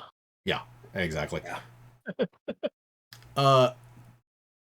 If you were heavily into weird ass class builds, you could use other martial class. You could use a lot. You can do a lot with this book, even just not actually touching the other martial core classes or the martial core classes in this book. There's some very interesting things you can do by just taking martial study and martial stance to grab martial stances and such. Yeah. But in general, yeah, all the classes in this book are basically just a tier above any of the martial classes prior to it, practically, with a few exceptions. Like you can do cute stuff like, oh hey, here's your rogue that just flinks easier by taking a couple feats, etc., etc. But it's like there's no reason to take like fighter over Warblade. No, not really. There's just not. No. Like, the reason to take fighter over Warblade is you don't want to use maneuvers, I guess, but even then you can just keep them really simple, and you'll still be use really like effective. Simple boosts and counters, and then just do full round attacks. You'll still be better off than a fighter's going to be. Yeah. You can still take all but one of the fighter feats effectively. Yeah, you can't get the level 18 silly fighter feat. Yeah, which is technically... but your levels count as fighter levels, so you can still grab weapon specialization and everything else. Yeah. You just can't get the big capstone, level 18 capstone thing. But hey, instead you'll have a bunch of maneuvers, so fucking deal. Yeah, exactly. Oh, a bunch of maneuvers, you'll have stances, which are just passive good. I've always felt that this book... There's basically hardcore fantasy, like Lord of the Rings style, where like everything is low tech and magic is ephemeral and real hard to define and stuff like that. And I felt like early 3.5 D&D catered to that more so than like the high fantasy, like Pern novels or shit like that. Whereas this is the other side. This favors like the for lack of a better term, He-Man style fantasy, where everyone's doing like fancy combat maneuvers and... The only problem is that it was never that early Tolkien stuff, because wizards actually fucking do things in D&D. Yeah, it was actually the weird dichotomy. The height of wizard isn't lighting some acorns on fire to scare off some wolves. It's literally annihilating goblins with a fireball. I didn't say they perfectly succeeded, but I felt like the overall the melee side of it was definitely like, oh, I'm Aragorn, mighty. Exactly. King, Like the going, melee side, charging and do a bunch of stuff. But then the magic side's always been there, leaps and bounds better than the physical, stronger than the physical side has always been. Yeah, it's kind of a very disparate fantasy between like the magic users, which were allowed to be like full tilt high fantasy bullshit nonsense, and the melee classes, which had to be grounded in reality, much at the cost of basically being anywhere near functional or anywhere near on the same functional plane as any of the spellcasters. Like, just having supernatural stuff in supernatural and or magical etc stuff in your class as a feature of one sort or another, let them break the rules enough to generally just bump your power up to where you could actually at least start to glance at the spellcasters. But like anything that was supposed to be completely grounded in reality just kind of had the problem of they had trouble making it not suck up until you well, I would say up until you got to this book, but this book is where it basically takes like the feats as above and beyond anything that would be anywhere close to reality and into the realm of basically the fantastical high fantasy, as you said, like He-Man and such, where the physical feats are just fucking nonsense, and it's kind of glorious in that respect. It lets marshals actually compete in more of a space where these casters are like, it's still mostly damage stuff. Like, oh, I do a strike with some extra damage. I do like XYZ with some riders on it, but it bumps them up significantly compared to I'm a fighter. I did my I'm level 11. I did my 3 attacks around next. Yeah, that is the other thing. If you did want to actually make more interesting martial characters, then I charge in and do an attack, or I do my full round attacks. Yeah, maneuvers are great. They actually just give you variety. They give you choices in battle. They give you a various play style that just was completely lacking. Like, martial characters are complete desert when it comes to just a variety of options, especially in comparison to spellcasters who can do let me check my notes. Fucking anything. Whatever they want. Yeah. Like a fighter, if he's next to someone, does a full attack, or you play a ranged fighter so you can always attack. But if you're a melee fighter, you want to be like, I'm the cool guy charging forth like a great sword, holding the line. You either move on your turn and throw 1 attack, or you full attack and throw 1 to 4 attacks, depending on what level you are, and that's all your class ever does. Yeah, don't get me wrong. I love the Book of Nine Swords, and like Shiv was saying, once I learned of it, once I had access to it when I was playing D&D, I never played a straight fighter again. It was always something from, if I was playing a martial character, I was playing something from the Book of Nine Swords, something that in some way touched on the Book of Nine Swords. And just allows you to make martials that are actually like interesting. Oh, you want to be like a party support? Okay. Play a crusader and use all the like, oh, my friends get bonuses when they flank, or bonuses on charging. Get a free movement. I do some healing. You want to just be straight DPS? Play a warblade and just take, I hit you for 14d6 extra damage on my 1 attack around. But it gives you something to do besides I do a full attack, or I move and do 1 attack on my turn and then I'm done because I'm a fighter, and I just get a bunch of feats that let me do like +1 attack and +2 damage. Yeah. Maybe I'll trip something. Oh wait, no, never mind. It's 3 sizes larger than me. There's no I'm ever passing that. I'm ever beating on that check. Yeah. No, this gave marshals a variety of things to actually do in combat, and it's there's still one flaw which is still inherently built into marshals. There's not a terribly large amount of this book does outside of combat. It's not really its focus. And as such, all 3 of these classes are actually all 3 of the core classes in here are in pretty much the whole book is kind of effectively a tier stuck in tier 3 land, but that's fine. Tier 3 is a good place to be. And even out combat, all the smallest number of skills that any of these classes got was 4+ int, which is still more than fighters 2+ int for some fucking reason. And hell, one of them is int based. And one of them is int based.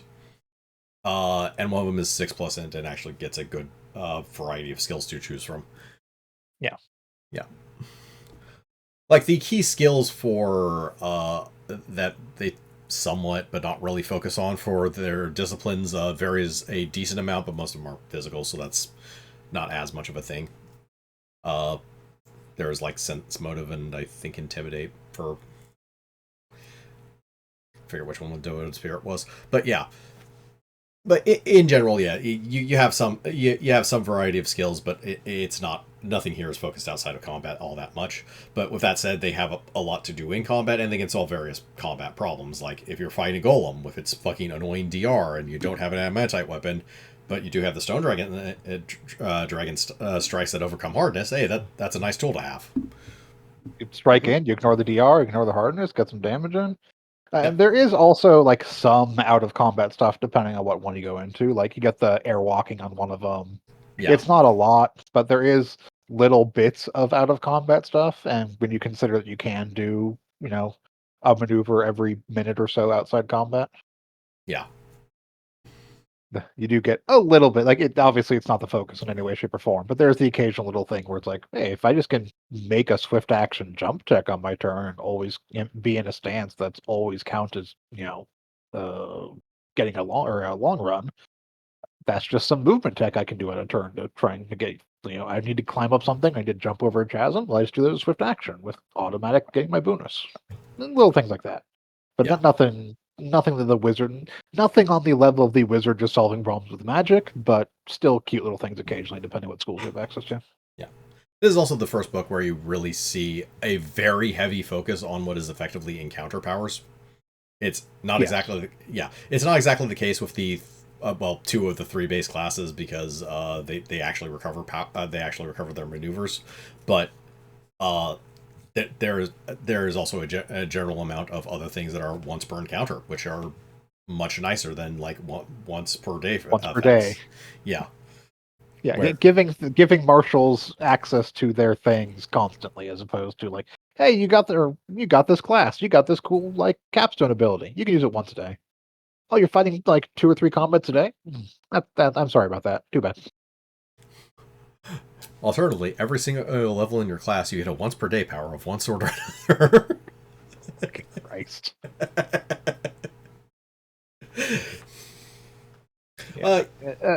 Like at least in encounter powers, you can see some of the stuff creeping in now. That is a standard thing in 4th edition when I get the 4th edition. 4th edition has encounter powers. Every single class gets them. The real issues with 4th edition are the fact they made every class the same. It's that every class got them. Like, literally, even the ones that probably should have had a different system. They designed one system for classes and then made every single class fit into it. Like, you get, each class has 2 stats that they care about. They'll have things that they'll have maneuver, or effectively free use powers, with the basic at-will powers, encounter powers, and daily powers. And some of them will key off the one stat, some of them will key off the other stat. This is how it works for literally every single class in the game, which is part of the problem with 4th edition. But we'll having encounter powers as a thing, I wish they had started doing it sooner. Because there's lots of things that'd be nice to be like, make the capstone of the class an encounter power. Depending what it is. In the most mild way, I think it's partially a matter of technology. I don't know if they even thought of encounter powers before this one, and it's obvious to us now in 2025. In 2006, when this book was written, I don't remember anything before this that had encounter powers, and they may just not have thought of it. And to some extent, okay, so the thing about encounter powers is they are very gamey. This book does a decent job when it comes to... Okay, so Semi does a decent job of explaining away the maneuvers as being expended, so them being once per encounter effectively sometimes, or whatever. It kind of sort of works, although in and of itself the whole thing is very gamey with how blade magic works, but then again we throw the word magic, so it's fine. But... even when they're like extraordinary abilities and not magic in any way for most of them, like nothing that Ironheart does is magic. Including shedding off magic spells by sheer force of will. That's sheer force of will. Yeah, exactly. But yeah, I've slowed you. The fuck you have. But yeah, this book definitely informs a lot of design past it in 4th edition and to some extent in 5th edition, to the point where martial maneuvers, that the entire subclass for fighter that a lot of people actually wanted to just be a base part of fighter. Yeah, Battlemaster. Battlemaster. It has some of its DNA in this book, effectively. This book is a far more fantastical version of it, obviously, but... And they've effectively kept things they wanted to be encounter powers thereabouts by making things in, like 5th ed, recover on a short rest. So if you have an hour to rest, there's a bunch of stuff, depending on your class, you'll get back. Short rests You'll still have some things that are like once per day on long rests. Yeah. Short rests are But there's a bunch of stuff that are short rests to give you a bit more like, oh, the fighter can go all day. Yeah. Because he gets a bunch of these things back on short rest, whereas like spells come back on long rest. So you have a bit more like play and really kind of lets the classes that are supposed to do things do what they're supposed to do and not be like, well, I used my one thing this day. I hope we don't fight any more encounters today. Yeah. But yeah, short rests in 5th edition are a bit of an odd one because they aren't quite a. You don't do a 1 hour rest after every single combat. Every encounter. But yeah, but you, depending what's going on, you can typically get some short rest in during the day to get short rest recovery stuff back. Yeah, I kind of wish they actually made short rests a 15-minute thing rather than a hour thing, because that pretty much makes them every combat effectively, unless the DM wants to ambush you for whatever reason. But then again, the DM... I do think part of the idea is they don't want it to be every combat, but they do want you to be able to reasonably get the bees back during the course of an adventuring day. Like, if you're delving into like a dungeon, you may have to fight 2 or 3 encounters, and thus won't get these back that quickly. But if you stop and take a breather to recover, get some healing done, then you get some of your abilities back to go back in. Yeah, it's just more a preference in design because the nice thing about an encounter power is you never feel too much like you've wasted it. It's like, I used it this encounter, and I don't have to worry about it for the next encounter because, I basically have, it's back. I basically have most of the information I would need to know. It's like, I feel like I have a lot more of the information that I'd want to figure out whether or not I want to use it. Yeah, I mean, the benefit for 5th Ed for a lot of things that are recovered on short rest is that most things that recover on short rest are multi-use anyways. So it's like you get like a use of a thing back on short rest and all of them back on long rest. But a lot of them are like, oh, you have uses of this equal to your wisdom, and you'll get them back on a short rest. So like if you blow through all 3 in the very first encounter, it's not the same as an encounter power, but you can space them out for 2 or 3 encounters and then do a short rest to get them back and still be going that same day if at a long rest. Yeah. And if you do decide that you do need to go really hard, you can throw all 3 of them into one encounter. But it is like the continuation of something approaching encounter power, or like per encounter powers, that this book started to introduce, and that 4th Ed relied heavily on. Yeah. But yeah, I think that's just about everything, at least I can think of for now. Anyone else have some final thoughts here or there? This was not a book that was in the collection from my group when we were doing 3.5. I'm sorry. So man, I wish this seemed like this was just chock full of fun shit. Oh yeah. Yeah, this is a fun book. That is the other thing I now that I think about it, is like, when it comes to those 3 core classes, like, if an entire party just decided to all be like one of those classes, you could have like 4 different characters that are built completely differently, just because of how disciplines are. Less so for Crusader, but the other 2 definitely.